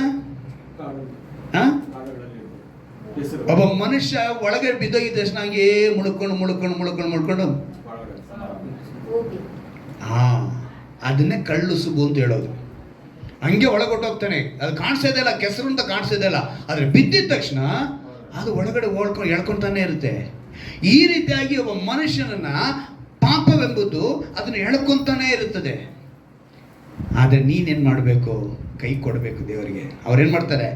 ಮೇಲಕ್ಕೆ ತೋರಾಗಿದ್ದಾರೆ. ಅದಕ್ಕೆ ಉನ್ನತ ಸ್ಥಾನದಲ್ಲಿ ಅವನು ವಾಸಿಸುವಂತೆ ಮಾಡ್ತೀನಿ ಅಂತ ಹೇಳ್ತಿದ್ದಾರೆ. ಅವರು ವಾಸಿಸುವುದಕ್ಕೆ ಅವ್ರು ಹೇಳ್ತಾರೆ. ಕಳ್ಳು ಸಿಬಿ, ಇವನು ಹೇಳ್ತಾನೆ ಕಳ್ಳು ಸಿಬಿನಲ್ಲಿ ದೊಡ್ಡ ಮಡುವಿನೊಳಗೆ ನೆಲೆನೇ ಇಲ್ಲ. ಅವನಿಗೆ ನೆಲೆ ಸಿಕ್ಕುವುದಿಲ್ಲ. ಯಾವಾಗ ಪಾಪದಲ್ಲಿ ಬಿದ್ದೋಗ್ತೀವೋ ನಮ್ಗೇನಿಲ್ಲ, ನೆಲೆ ಸಿಗೋದಿಲ್ಲ. ಒಂದು ನೆಲೆ ಅಂದರೆ ಏನು? ಶಾಂತಿ ಇರೋದಿಲ್ಲ, ಸಮಾಧಾನ ಇರೋದಿಲ್ಲ. ಯಾವುದೇ ವಿಷಯಕ್ಕೂ ನಾವು ಒಂದು ಒಳ್ಳೆ ರೀತಿಯಲ್ಲಿ ಮಾತನಾಡೋಕ್ಕಾಗಲ್ಲ. ಕೋಪಗಳು ಬರ್ತಾ ಇರ್ತವೆ, ಒಂಥರ ಸಿಡುತ್ತಾ ಇರ್ತೀವಿ. ಯಾವುದೇ ವಿಷಯವನ್ನು ಒಂದು ಪ್ರೀತಿಯಿಂದ ತೆಗೆದುಕೊಳ್ಳಲ್ಲ, ಪ್ರೀತಿಯಿಂದ ನಡೆಸ್ಕೊಳ್ಳೋಕ್ಕಾಗಲ್ಲ. ಪ್ರತಿಯೊಂದು ಒಂದು ಗಳಿಗೆ ಇದ್ದಂಗೆ ಇನ್ನೊಂದು ಗಳಿಗೆ ಇರೋಕ್ಕಾಗಲ್ಲ. ಕಾರಣ ಏನು? ಅದನ್ನೇ ಹೇಳೋದು ನೆಲೆ. ಒಂದು ನೆಲೆ ಇಲ್ಲ ಅವನಿಗೆ, ಅದು ಸಿಕ್ಕೋದಿಲ್ಲ ಅವನಿಗೆ. ಯಾರಿಗೂ? ಕಳ್ಳು ಸುಬಿನಲ್ಲಿ ಬಿದ್ದವನಿಗೆ. ನೆಕ್ಸ್ಟ್ ಹೇಳ್ತಾರೆ, ಪ್ರವಾಹವು ನನ್ನನ್ನು ಬಡ್ಕೊಂಡು ಹೋಗುತ್ತದೆ. ಪ್ರವಾಹದಂತೆ ಬರ್ತಾ ಇದೆ ಶೋಧನೆಗಳು, ಸಮಸ್ಯೆಗಳು ಹೊಡ್ಕೊಂಡು. ಆದರೆ ಅಲ್ಲಿ ನೆಕ್ಸ್ಟ್ ಆ ಕೀರ್ತನೆ ಪೂರ್ತಿ ನೋಡಿದ್ರೆ ಬಹಳ ಒಳ್ಳೊಳ್ಳೆ ವಾಕ್ಯಗಳನ್ನ ದೇವರು ಅಲ್ಲಿ ಬರೆಸಿದ್ದಾರೆ. ಅಂಥವನ್ನ ದೇವರು ಏನು ಮಾಡ್ತಾರೆ, ಮೇಲಕ್ಕೆ ಎತ್ತುತ್ತಾರೆ. ಮಾನವನು ಬಿದ್ದು ಹೋಗುವಾಗ ದೇವರಿಗೆ ಇಷ್ಟವೇ ಇಲ್ಲ. ಅವರೇನು ಇಷ್ಟಪಟ್ಟಿದ್ದಾರೆ, ಪ್ರವಾದಿ ಮೂಲಕ ಹೇಳ್ತಾರೆ, ನನ್ನ ಜನ ಏನಾಗಿರಬೇಕು, ಉನ್ನತ ಸನ್ನಿಧಾನದಲ್ಲಿ ವಾಸಿಸುವರಾಗಿರಬೇಕು. ದೇವರು ಉನ್ನತ ಸನ್ನಿಧಾನದಲ್ಲಿ ವಾಸಿಸುವಂತೆ ಮಾಡ್ತಾನೆ ಅಂತ ಹೇಳುವಾಗ ಆ ವಾಕ್ಯದಿಂದ ನಾವು ಬದುಕಬೇಕು ಅಂದರೆ ಒಂದು ವಿಷಯನ ಅದೇ ಅಧ್ಯಾಯದಲ್ಲೇ ಬರೆಸಿದ್ದಾರೆ. ಅದೇ 33ನೇ ಅಧ್ಯಾಯದಲ್ಲೇ, ಯಶನ ಪ್ರವಾದಿ ಗ್ರಂಥದಲ್ಲಿ ಆ 33ನೇ ಅಧ್ಯಾಯದಲ್ಲೇ ಏನು ಮಾಡಿದ್ರೆ ನಮಗೆ ಆ ಉನ್ನತ ಸನ್ನಿಧಾನದಲ್ಲಿ ನಾವು ಹೋಗ್ಬೋದು ಅನ್ನೋದನ್ನು ತಿಳ್ಕೊಳ್ತೀವಿ. ಏನಕ್ಕೆ ಅಂತೇಳಿ ಅಲ್ಲಿ ಬರೆಯಲ್ಪಟ್ಟಿದೆ ನೋಡಿ, ಚೆನ್ನಾಗಿ ಗಮನಿಸ್ಕೊಳ್ಳಿ. ಅಲ್ಲಿ ಒಂದು ಮಾತು ಬರೆಯಲ್ಪಟ್ಟಿದೆ, 15ನೇ ವಾಕ್ಯ. ಮೊದಲನೇದಾಗಿ ಸನ್ಮಾರ್ಗದಲ್ಲಿ ನಡೆದು. ಎಲ್ಲಿ ನಡಿಬೇಕು ನಾವು? ಸನ್ಮಾರ್ಗದಲ್ಲಿ ನಡಿಬೇಕು. ಎರಡನೇದಾಗಿ ಬರೀತಾರೆ ನೋಡಿ, ಏನಂತ ಬರೀತಾರೆ, ಯಥಾರ್ಥವಾಗಿ ನುಡಿದು. ನಮ್ಮ ಮಾತಲ್ಲಿ ಏನಿರಬೇಕು? ಯಥಾರ್ಥ ಅಂದರೆ ಸತ್ಯ ಇರಬೇಕು, ಸುಳ್ಳು ಬರಬಾರ್ದು. ಪ್ರೀತಿಸ್ತೀನಿ ಅಂತ ಹೇಳಿದ್ರೆ ಅಲ್ಲೇನಿರಬಾರ್ದು, ಸುಳ್ಳು ಇರಬಾರ್ದು, ವಂಚನೆ ಇರಬೇಕು. ವಂಚನೆ ಪ್ರೀತಿ, ಸುಳ್ಳಿನ ಪ್ರೀತಿ, ಮೋಸದ ಪ್ರೀತಿ, ಲಾಭದ ಪ್ರೀತಿ, ಟೈಮ್ ಪಾಸ್ ಪ್ರೀತಿ, ಇನ್ನು ಎಷ್ಟೋ ಪ್ರೀತಿಗಳು ಹೇಳ್ಬೋದು, ಅಷ್ಟು ಪ್ರೀತಿಗಳಿವೆ. ಇಲ್ಲಿ ಹೇಳ್ತಾರೆ ದೇವರು ಏನಂತ ಹೇಳ್ತಾರೆ, ಯಥಾರ್ಥವಾಗಿ ನುಡಿದು ದೋಚಿಕೊಂಡ ಲಾಭ ಬೇಡವೆಂದು. ಅಂದರೆ ದೋಚಿಕೊಳ್ತಾ ಇದ್ದಾರೆ ಲಾಭನ, ಅದನ್ನು ಬೇಡ ಅಂತ ಹೇಳ್ಬೇಕು. ಇನ್ನೊಂದು ಹೇಳ್ತಾರೆ ನೋಡಿ, ಲಂಚ ಮುಟ್ಟದಂತೆ. ಏನಂತೆ?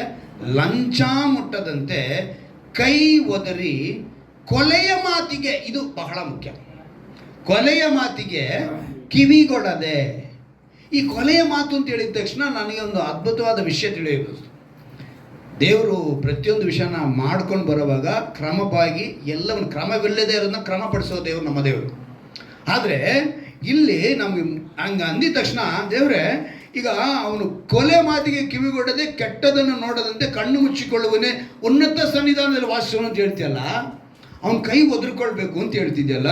ಲಂಚನ ಮುಟ್ಟಬಾರ್ದು, ಯಥಾರ್ಥವಾಗಿ ನುಡಿಬೇಕು, ಸನ್ಮಾರ್ಗದಲ್ಲಿ ನಡಿಬೇಕು ಅಂತ ಹೇಳಿ ಇದಕ್ಕೆ ಹೇಗೆ ಸಾಧ್ಯ ಅನ್ನೋವಾಗ ಇಲ್ಲೊಂದು ಮಾತನ್ನು ನನಗೆ ನೆನಪಿಗೆ ತಂದರು.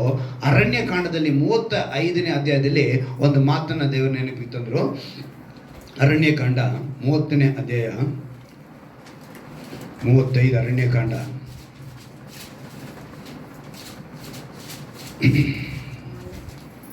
35ನೇ ಅಧ್ಯಾಯದಲ್ಲಿ 9ನೇ ವಾಕ್ಯ ನಾವು ಓದ್ತೀನಿ, ಗಮನ ಇಟ್ಟು ನೋಡಿ. ಯೆಹೋವನ ಮೋಶೆಗೆ ಹೇಳಿದ್ದೇನೆಂದರೆ, ನೀನು ಇಸ್ರಾಯೇಲರಿಗೆ ಈಗ ಆಜ್ಞಾಪಿಸು, ನೀವು ಯೋರ್ದಾನ್ ಹೊಳೆಯನ್ನು ದಾಟಿ ಕಾನಾನ್ ದೇಶವನ್ನು ಸೇರಿದ ನಂತರ ಆಶ್ರಯ ಸ್ಥಾನಗಳಾಗುವುದಕ್ಕೆ ಪಟ್ಟಣಗಳನ್ನು ನೇಮಿಸಬೇಕು. ಯಾವುದನ್ನು ಮಾಡೋಕ್ಕೆ? ಯಾವುದಂತ ಹೇಳಲ್ಪಟ್ಟಿದೆ? ಆಶ್ರಯ ಸ್ಥಾನಗಳಾಗುವುದಕ್ಕೆ ಪಟ್ಟಣಗಳನ್ನು ನೇಮಿಸಬೇಕು. ಇದೇ ವಾಕ್ಯ ನಾವು ಧರ್ಮೋಪದೇಶ ಕಾಂಡದಲ್ಲಿ ನೋಡ್ತೀವಿ, ಅಲ್ಲಿ ಆಶ್ರಯ ನಗರ ಅಂತ ಬರೆಯಲ್ಪಟ್ಟಿದೆ. ಏನಕ್ಕೆ ದೇವರು ಇದನ್ನು ಮಾಡಬೇಕು ಅಂತ ಹೇಳಿದ್ರು ಅಂತ ಹೇಳಿದ್ರೆ 13ನೇ ವಾಕ್ಯದಲ್ಲಿ ಓದ್ತೀನಿ ನೋಡಿ, ಹೀಗೆ ಆಶ್ರಯ ಸ್ಥಾನಗಳಾಗಿರೋದಕ್ಕಾಗಿ ನೀವು ಯೋರ್ದಾನ್ ಹೊಳೆಯ ಈಚೆ 3 ಕಾನಾನ್ ದೇಶದಲ್ಲಿ 3 ಅಂತೂ 6 ಪಟ್ಟಣ ನೇಮಿಸಬೇಕು. ಕೈ ತಪ್ಪಿ ಮತ್ತೊಬ್ಬನನ್ನು ಕೊಂದವನು. ಏನಂತೆ? ಕೈ ತಪ್ಪಿ ಮತ್ತೊಬ್ಬನನ್ನ ಕೊಂದವನು. ಹೇಗೆ ಸಾಧ್ಯ? ಅದಕ್ಕೆ ಉದಾಹರಣೆ ಅಲ್ಲಿ ನೆಕ್ಸ್ಟ್ ಕೊಡ್ತಾರೆ. ಏನಂತ ಹೇಳಿದ್ರೆ, ಅಲ್ಲಿ ಕೈ ತಪ್ಪಿ ಮತ್ತೊಬ್ಬನನ್ನು ಕೊಂದವನು ಇಸ್ರಾಯೇಲನಾಗಲಿ ಪರದೇಶದವನಾಗಲಿ ನಿಮ್ಮಲ್ಲಿ ಇಳಿದುಕೊಂಡವನಾಗಲಿ ಆ 6 ಪಟ್ಟಣಗಳೊಳಗೆ ಒಂದಕ್ಕೆ ಓಡಿ ಹೋಗಿ ಆಶ್ರಯ ಹೊಂದಬಹುದು. ತಪ್ಪು ನಾವು ಬೇಕು ಅಂತ ಮಾಡಲಿಲ್ಲ, ಆದರೆ ತಪ್ಪಾಗೋಯ್ತು ನಮ್ಮ ಕೈಯಲ್ಲಿ. ಹೇಗಾಗೋಯ್ತು? ತಪ್ಪು ನಮ್ಮ ಕೈಯಲ್ಲಿ ಆಗೋಯ್ತು. ಹೇಗಾಯಿತು ಅನ್ನೋದನ್ನ ಸ್ಪಷ್ಟವಾಗಿ ತಿಳಿಸ್ತಾರೆ ದೇವರು. ಯಾಕಂತ ಹೇಳಿದ್ರೆ ದೇವರ ಮಾತುಗಳು ಯಾವತ್ತೂ ಸ್ಪಷ್ಟವಾಗಿ ಇಲ್ಲದೆ ಇರಲ್ಲ, ಎಲ್ಲವನ್ನು ಅವರು ಸ್ಪಷ್ಟವಾಗಿ ತಿಳಿಸ್ತಾರೆ. ಆ ಧರ್ಮೋಪದೇಶ ಕಾಂಡದಲ್ಲಿ ಅದನ್ನು ಸ್ಪಷ್ಟವಾಗಿ ಬರೆಸಿದ್ದಾರೆ. 16ನೇ ಅಧ್ಯಾಯದಲ್ಲಿ 19ನೇ ಅಧ್ಯಾಯದಲ್ಲಿ ನಾವು ನೋಡ್ತೀವಿ. ಧರ್ಮೋಪದೇಶ ಕಾಂಡ 19ನೇ ಅಧ್ಯಾಯದಲ್ಲಿ ಹೇಗೆ ಅವರು ಹೇಳ್ತಿದ್ದಾರೆ ಅಂತ ಹೇಳಿದ್ರೆ, ಮೊದಲನೇದಾಗಿ 4ನೇ ವಾಕ್ಯ ಓದ್ತೀನಿ ಕೇಳಿ. ಆ ಪಟ್ಟಣಗಳ ಸಂಗತಿ ಹೇಗೆ ಅಂದರೆ, ಯಾವನಾದರೂ ದ್ವೇಷವಿಲ್ಲದೆ ಕೈ ತಪ್ಪಿ ಮತ್ತೊಬ್ಬನನ್ನು ಕೊಂದರೆ. ಅವನಿಗೆ ದ್ವೇಷ ಇರಲಿಲ್ಲ, ಅವನೇನು ಮಾಡ್ಬಿಟ್ಟ? ಮತ್ತೊಬ್ಬನನ್ನ ಕೊಂದ. ಹೇಗೆ ಕೊಂದ ಅಂತೇಳಿ ಬರೆಯಲ್ಪಟ್ಟಿದೆ ನೋಡಿ. ಅವನು ಆ ಪಟ್ಟಣಗಳ ಒಂದಕ್ಕೆ ಓಡಿ ಹೋಗಿ ಬದುಕಿಕೊಳ್ಳುವುದು. ದೃಷ್ಟಾಂತ, ಒಬ್ಬ ಮನುಷ್ಯನು ಕಟ್ಟಿಗೆಯನ್ನು ಕಡಿಯಬೇಕೆಂದು ಮತ್ತೊಬ್ಬನ ಜೊತೆಯಲ್ಲಿ ಅಡವಿಗೆ ಹೋಗಿ ಅಲ್ಲಿ ಒಂದು ಮರವನ್ನು ಕಡಿಯಬೇಕೆಂದು ಕೊಡಲಿಯಿಂದ ಹೊಡೆಯುತ್ತಿರುವಾಗ ಕೊಡಲಿಯು ಕಾವಿನಿಂದ ಜಾರಿ ಮತ್ತೊಬ್ಬನಿಗೆ ತಗಲಿದ್ದರಿಂದ ಅವನು ಸತ್ತರೆ. ಇದು ಕೊಲೆ. ಕೊಡ್ಲಿಂದ ಏಟ್ ಆಗ್ತಾ ಇದ್ದಾನೆ, ಆದರೆ ಕಾವಿನಿಂದ ಏನಾಗೋಯ್ತು, ಆ ಕೊಡ್ಲಿದು ಎಗರಿ ಅವನಿಗೆ ಬಿದ್ದೋಯ್ತು. ಆ ಬಿದ್ದೋಗಿದ್ರಲ್ಲಿ ಅವನೇನಾಗೋದ, ಸತ್ತೋದ. ಇವಾಗ ಅವನು ಏನು ಮಾಡ್ತಾರೆ, ಅವನ ಸ್ವಂತದವರು ಬಂಧುಗಳು ಪಕ್ಕದಲ್ಲೇ ಇದ್ರಲ್ಲ, ಇವನು ಒಡೆದೇ ಅವನು ಸತ್ತೋದ ಅಂತೇಳಿ ಇವರೆಲ್ಲ ಸೇರಿ ಏನು ಮಾಡ್ತಾರೆ, ಅವನ್ನ ಒಡೆದು ಸಾಯಿಸ್ಬಿಡ್ತಾರೆ. ಅಂಥ ಸನ್ನಿವೇಶದಲ್ಲಿ ಇವನೇನು ಮಾಡ್ಬೇಕಂತೆ, ಎಲ್ಲಿ ಓಡೋಗ್ಬೇಕು, ಆಶ್ರಯ ನಗರ, ಆಶ್ರಯ ಸ್ಥಾನ, ಇದಕ್ಕೆ ನೀನು ಕಟ್ಟಿಡಬೇಕು ಅಂತ ಹೇಳ್ತಾರೆ ದೇವರು. ಅವ್ರು ಗೊತ್ತಿಲ್ಲದೆ ಆಗಿದ್ದು ಅಂತ ತಪ್ಪು, ಅಂತ ಸ್ಥಳಕ್ಕೆ ಓಡಿವು. ಅಂದರೆ ದೇವರು ಇವತ್ತು ನಮಗೆ ಹೇಳ್ತಿದ್ದಾರೆ, ಆಶ್ರಯ ನಗರವಾಗಿ, ಆಶ್ರಯ ಸ್ಥಾನವಾಗಿ ಅವರಿದ್ದಾರೆ. ನಿನ್ನ ಕೈಲಿ ಗೊತ್ತಿಲ್ಲದೆ ತಪ್ಪುಗಳಾಯ್ತಾ, ಪಾಪಗಳಾಯ್ತಾ, ನೀನು ಎಲ್ಲಿಗೆ ಬರಬೇಕು, ಅಲ್ಲಿಗೆ ಬಂದರೆ ನಿನ್ನ ಆಶ್ರಯ ಸಿಗುತ್ತೆ. ಆದರೆ ನೀನು ಬರಲಿಲ್ಲ ಅಂತ ಹೇಳಿದ್ರೆ ದಂಡನೆ, ಶಿಕ್ಷೆಗೆ ಒಳಪಡ್ತೀವಿ. ಅದಕ್ಕೆ ದೇವರು ಹೇಳಿದ್ರು, ನೀವು ಅಲ್ಲಿಗೆ ಬರಬೇಕು. ಈ 15ನೇ ವಾಕ್ಯದ ನಾವು ಗಮನಿಸ್ಬೇಕಾದ್ರೆ ಯಥಾರ್ಥವಾಗಿ ನಡಿಬೇಕು, ಅಂದರೆ ನುಡಿಬೇಕು, ಅಂದರೆ ಲಂಚ ಮುಟ್ಟಬಾರ್ದು, ಇಷ್ಟೆಲ್ಲ ದೇವರು ಹೇಳಿದ್ರು. ಅವಾಗ ನಡೆದಾಗ ಆ ಉನ್ನತ ಸನ್ನಿಧಾನದಲ್ಲಿ ವಾಸ ಮಾಡೋನಿಗೆ ಏನು ಆಶೀರ್ವಾದ ಸಿಗುತ್ತೆ ಅಂತೇಳಿ ಆ 16ನೇ ವಾಕ್ಯದಲ್ಲಿ ಅವ್ರು ಬರೀತಾರೆ. ಏನದು ಬರೀತಾರೆ, 33ನೇ ಅಧ್ಯಾಯ 16ನೇ ವಾಕ್ಯ ಪ್ರವಾದಿ ಯೆಶಾಯನ ಗ್ರಂಥದಲ್ಲಿ, ಇವನಿಗೆ ಆಶ್ರಯವು ಗಿರಿದುರ್ಗ. ಗಿರಿ ಅಂದರೆ ಎಷ್ಟು ಅರ್ಥ ಗೊತ್ತು ನಿಮಗೆ? ಗಿರಿ, ನಾವೇನು ಹೇಳ್ತೀವಿ, ಗಿರಿಗೆ ಬೆಟ್ಟ. ಸೊ ಆಶ್ರಯವು ಗಿರಿದುರ್ಗ ಅಂದರೆ KJV ಬೈಬಲ್ ಏನಂತ ಬರೆಯಲ್ಪಟ್ಟಿದೆ ಅಂತ ಹೇಳಿದ್ರೆ, ಬಂಡೆಗಳ ಕೋಟೆಗಳು ಅವನಿಗೆ ಆಶ್ರಯವಾಗಿರುವವು. ಯಾವ ಕೋಟೆ? ಬಂಡೆಯ ಕೋಟೆಗಳು ಅವನಿಗೆ ಆಶ್ರಯವಾಗಿರುವು. ಅಂದರೆ ಒಬ್ಬನಿಗೆ ಪ್ರೊಟೆಕ್ಷನ್, ಸುರಕ್ಷತೆ. ಈ ಸುರಕ್ಷತೆಗೋಸ್ಕರ ಏನು ಹೇಳ್ತಾನೆ, ದೇವರು ಹೇಳ್ತಾರೆ ಬಂಡೆಯ ಕೋಟೆ. ಇದನ್ನ ಗಿರಿದುರ್ಗ, ಅವನಿಗೆ ಆಶ್ರಯ ಯಾವುದಾಗಿತ್ತು, ಗಿರಿದುರ್ಗ. ದುರ್ಗ ಅಂದರೆ ಏನು ಗೊತ್ತಾ, ಕೋಟೆ. ಈ ದುರ್ಗ ಅನ್ನೋದೇ ಕೋಟೆ. ಅವಾಗ ಗಿರಿ ಅನ್ನೋದು ಬೆಟ್ಟ. ಅಂದರೆ ಇಂಗ್ಲಿಷ್ ಬೈಬಲ್ನಲ್ಲಿ ಅದನ್ನು ರಾಕ್ ಅಂತ ಬರೆದಿದ್ದಾರೆ, KJVನಲ್ಲಿ ಮಾತ್ರ. ಬೇರೆ ಟ್ರಾನ್ಸ್ಲೇಷನ್ ಬೇರೆ ಥರ ಬರೆದಿದ್ದಾರೆ, KJVನಲ್ಲಿ ಮಾತ್ರ ಅದಕ್ಕೇನು ಬರೆದಿದ್ದಾರೆ, ರಾಕ್. ಅಂದರೆ ಒಂದು ಬಂಡೆ, ಒಂದು ಆಶ್ರಯವಾಗಿರ್ತಾರೆ ಅಂತೇಳಿ ಬರೆಯಲ್ಪಟ್ಟಿದೆ. ಇವತ್ತು ನಾವು ಆಶ್ರಯ ನೋಡಬೇಕು ಅಂತ ಹೇಳಿದ್ರೆ ಕೋಟೆಗಳೆಲ್ಲ ಹೋಯ್ತು. ಇವಾಗ ಒಂದು ರಾಜಕೀಯ ವ್ಯಕ್ತಿಗಳಿಗೆ ಏನು ಬೇಕು, bullet proof car, bullet proof jacket ಅಲ್ವಾ, ಅವರು ಅದನ್ನೆಲ್ಲ ಹಾಕ್ಕೊಂಡು ಹೋಗಬೇಕು, ಅದನ್ನು ಹಾಕ್ಕೊಂಡೇ ಬರಬೇಕು. ಇನ್ನು ಕೆಲವರು ತಮ್ಮ ಸೆಲೆಬ್ರಿಟೀಸ್ಗಳಾಗ್ಬೋದು, ಪೊಲಿಟಿಕಲ್ ಲೀಡರ್ ಆಗಿರ್ಬೋದು, ತಮ್ಮ ಮನೆ ಕಾಂಪೌಂಡ್ಗೆ ಏನಾಗ್ತಾರೆ, ಎಲೆಕ್ಟ್ರಿಕ್ ಫೆನ್ಸಿಂಗ್ ಹಾಕ್ಕೊತಾರೆ. ಅಂದರೆ ಪ್ರೊಟೆಕ್ಷನ್, ಅಂದರೆ ಒಂದು ಸುರಕ್ಷತೆಗೋಸ್ಕರ ಏನು ಮಾಡ್ತಾರೆ. ಕೋವಿಡ್ ಬಂತು, ಅವಾಗ ನಾವೆಲ್ಲ ಏನು ಮಾಡಿದ್ವಿ, ಎಲ್ಲರೂ ಮಾಸ್ಕ್, ಡಿಸೈನ್ ಮಾಸ್ಕ್ ಅಲ್ವಾ, ಬಟ್ಟೆಗೆ ತಕ್ಕಂತೆ ಯಾವ ಬಟ್ಟೆ ಹಾಕ್ತೀವೋ, ಯಾವ ಕಲರ್ ಹಾಕ್ತೀವೋ ಅದಕ್ಕೆ ತಕ್ಕಂಗೆ ಮಾಸ್ಕ್. ಪ್ರೊಟೆಕ್ಷನ್ಗೆ ಹಾಕ್ತೀವೋ ಇಲ್ವೋ, ಅದರ ಸ್ಟೈಲ್ಗಂತೂ ಹಾಕಿದ್ರು. ಕೆಲವು ಇದು ಬೆಳ್ಳಿನಲ್ಲಿ ಕೂಡ ಮಾಡಿಕೊಂಡ್ರು ಮಾಸ್ಕ್ಗಳು, ಬೆಳ್ಳಿನಲ್ಲಿ. ಇನ್ನು ಈಗ ಸ್ಯಾನಿಟೈಸಿಂಗು ಏನು ಮಾಡಿದ್ರು, ಕಾಸು ಹೆಚ್ಚಿಗಾದ್ರೂ ಪರವಾಗಿಲ್ಲ, ಏನು ಮಾಡಬೇಕು, ಸ್ಯಾನಿಟೈಸರ್ ತೊಗೋಬೇಕು, ಕೈ ಬೆರಳು ಸಂಧಿ ಎಲ್ಲ ಉಜ್ಜಬೇಕು. ಕಾರಣ ಏನು, ಪ್ರೊಟೆಕ್ಷನ್, ಸುರಕ್ಷತೆ.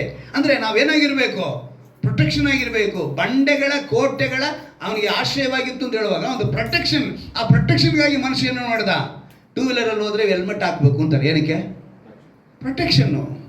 ಕಾರ್ನಲ್ಲಿ ಹೋದರೆ ಸೀಟ್ ಬೆಲ್ಟ್ ಹಾಕ್ಬೇಕು ಅಂತಾನೆ. ನೀನು ಸೀಟ್ ಬೆಲ್ಟ್ ಹಾಕಿಲ್ಲ ಅಂದರೆ ನೀನೆಲ್ಲನ ಗುದ್ದಿದ್ರೆ ಏರ್ ಬ್ಯಾಗ್ ಓಪನ್ ಆಗಲ್ಲ. ನೀನು ಸೀಟ್ ಬೆಲ್ಟ್ ಹಾಕಿದ್ರೇ ಏರ್ ಬ್ಯಾಗ್ ಓಪನ್ ಆಗೋದು. ಸೊ ಅದಕ್ಕೆ ಕಾರ್ನವ್ರಿಗೆ ಏನು ಹೇಳ್ತಾರೆ, ಸೀಟ್ ಬೆಲ್ಟ್ ಹಾಕ್ಕೊಳ್ಳಿ.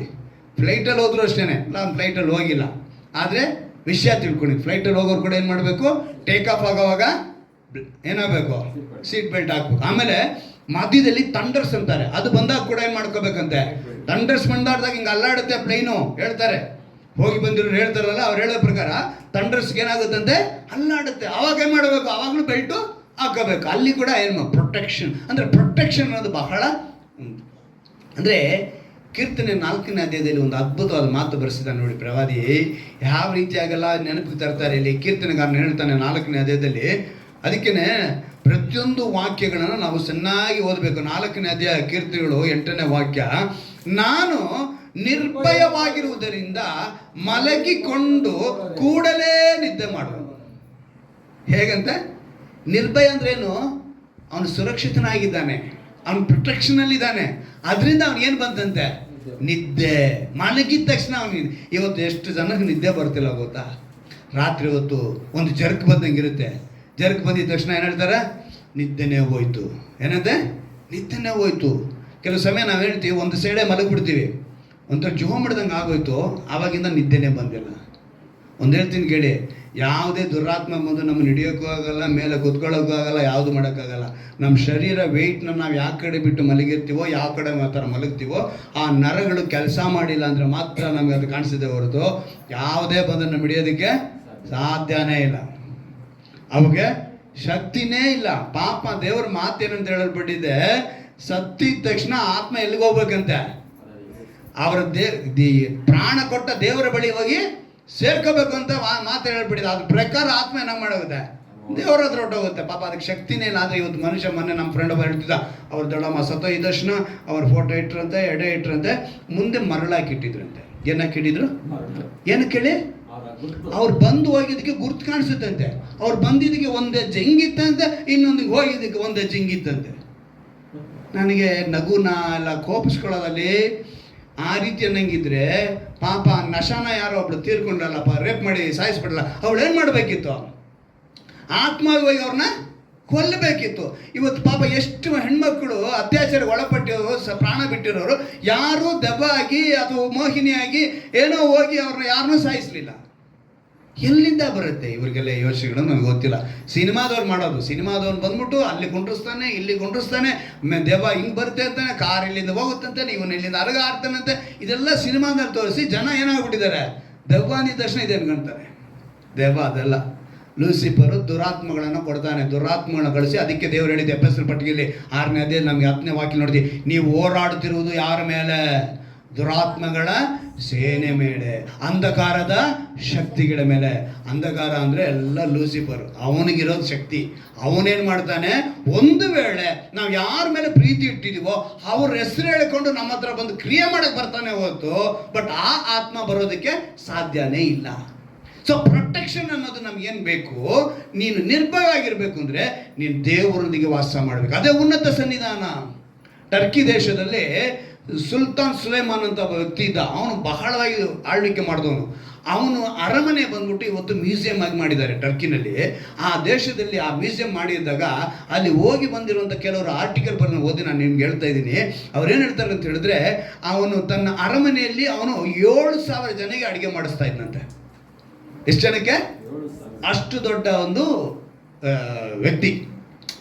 ಅವನು ಆ ಮಾಡಿರೋಂಥ 7,000 ಅಡುಗೆ ಮಾಡಿದ ಪಾತ್ರೆಗಳು, ಆ ಎಲ್ಲ ಏರಿಯಾ ಎಲ್ಲ ಇಟ್ಟಿದೆ. ಆ ಸ್ಥಳದಲ್ಲಿ ಮೋಶೆ ಯೂಸ್ ಮಾಡಿದಂಥ ಕೆಂಪು ಸಮುದ್ರವನ್ನು ಇಬ್ಬಾಗ ಮಾಡಿದಂಥ ಕೋಲು ಇವತ್ತು ಮ್ಯೂಸಿಯಂನಲ್ಲಿ ಇಟ್ಟಿದ್ದಾರೆ. ಟರ್ಕಿನಲ್ಲಿ ಆ ಮ್ಯೂಸಿಯಂನಲ್ಲಿ ಇದೆ. ಆಮೇಲೆ ಇವನು ನಮ್ಮ ಗೋಲಿಯಾತನ ಕೊಂದನ ದಾವಿದನು, ಆ ಖಡ್ಗ ಅವನ ಖಡ್ಗ ಎತ್ಕೊಂಡು ಅವನ ತಲೆಯನ್ನು ಕತ್ತರಿಸ್ತಾನೆ, ಆ ಖಡ್ಗನು ಕೂಡ ಅಲ್ಲಿ ಇಟ್ಟಿದ್ದಾರಂತೆ. ಅಲ್ಲಿಗೆ ಉನ್ನತವಾದ ಸ್ಥಾನವನ್ನು ನಾವು ಪಡೆದುಕೊಳ್ಳಬೇಕು ಅಂತ ಹೇಳಿದ್ರೆ ನಾವೇನಾಗಿರಬೇಕು? ದೇವರ ಕರವನ್ನು ಹಿಡಿದವರಾಗಿರಬೇಕು. ದೇವರ ಕರವನ್ನು ಹಿಡಿದಾಗ ಖಂಡಿತವಾಗಲು ನಾವೆಲ್ಲರೂ ಕೂಡ ಈ ದಾವಿದನ ಕತೆ ನೋಡಿದಾಗ ಏನು ಮಾಡ್ತೀವಿ ಗೊತ್ತಾ? ಅವನು 6 ಮೊಳ ಉದ್ದ ಇದ್ದ ಗೋಲಿಯಾತನು. ಅವನು ತಾಮ್ರದ ಕವಚ ಧರಿಸ್ಕೊಂಡ, ಈ ತಲೆಗೆ ಏನು ಹೆಲ್ಮೆಟ್ ಥರ ಹಾಕ್ಕೊಂಡಿದ್ದ. ಅವನು ಬರ್ಜಿನ್ ಹಿಡ್ಕೊಳ್ಳೋದಕ್ಕೆ ಒಬ್ಬ ಬಂದಿದ್ದ. ಇದೆಲ್ಲ ವಾಕ್ಯಗಳಿದೆ, ನೀವು ಆ ಅಧ್ಯಾಯದಲ್ಲಿ ನೋಡ್ಬೋದು. 1 ಸಮಯ 17ನೇ ಅಧ್ಯಾಯದಲ್ಲಿ ಎಲ್ಲ ಹಾಕ್ಕೊಂಡು ಅವ್ನು ನಿಂತಿರೋವಾಗ ಇವನು ಹೆಂಗೆ ಹೋದ ಹೇಳಿ? ಜಸ್ಟ್ ಒಂದು ಕವಣೆ ತಗೊಂಡು ಕಲ್ಲು ತಗೊಂಡು ಹೋದ ಅಲ್ವಾ? ಅವನು ಇವನ್ನ ಹೀಯಾಡಿಸ್ತಾ, ಇವನು ಅವನಿಗೆ ಮಾತು ಕೊಟ್ಟ. ಆದರೆ ಇಲ್ಲಿ ಗಮನಿಸಬೇಕಾಗಿರೋದು ನಾವು ಏನು ಅಂತ ಹೇಳಿದ್ರೆ, ಆ ಸ್ಥಳಕ್ಕೆ ಅವನು ಹೋದಾಗ ಅವ್ನು ನೋಡಿದಂಥ ಮಾತು ಏನು ಗೊತ್ತಾ? ಎಲ್ಲ ಪೂರ್ತಿ ಕವರ್ ಮಾಡ್ಕೊಂಡ್ಬಿಟ್ಟಾನಪ್ಪ ಇವನು. ಎಲ್ಲ ಕವರ್ ಮಾಡ್ಕೊಂಡ್ಬಿಟ್ಟಾನೆ. ಎಲ್ಲಿ ಖಾಲಿ ಇದೆ ಅಂತ ನೋಡ್ದ. ಎಲ್ಲಿ ಖಾಲಿ? ದೇವರ ಮಕ್ಕಳು ನಾವು ಹೆಂಗೆ ಜಯ ಹೊಂದಿಕೊಳ್ಳಬೇಕು ಅಂದರೆ ಶತ್ರುನ ಎಲ್ಲಿ ಹೊಡೆದ್ರೆ ಹೋಗ್ತಾನೆ ಅಂತ ತಿಳ್ಕೊಂಡಿರ್ಬೇಕು. ನಾವಿದನ್ನು ಅದನ್ನೇ ನೋಡಿದ್ದು. ಬರೀ ಹಣೆ ಖಾಲಿ ಇದೆ, ಅಲ್ಲೇ ಬಿಡೋಣ. ದೊಡ್ಡ ಬಾಂಬೋ, ದೊಡ್ಡ ಬರ್ಜಿನೋ, ದೊಡ್ಡ ಕತ್ತಿನೋ ಏನು ಹೊಡೆದ, ಸಣ್ಣ ಕಲ್ಲು ತಗೊಂಡ, ಕವಣೆಯಲ್ಲಿ ಇಟ್ಕೊಂಡ, ಸುತ್ತಿ ಹೊಡೆದ, ಗೋಲಿಯಾತನು ಬಿದ್ದೋದ. ಅಂದರೆ ಆ ಬಂಡೆ, ಅಂದರೆ ದೇವರ ಮೇಲಿಟ್ಟಂದ ಆ ನಂಬಿಕೆ ಆ ಬಂಡೆಯಾಗಿತ್ತು.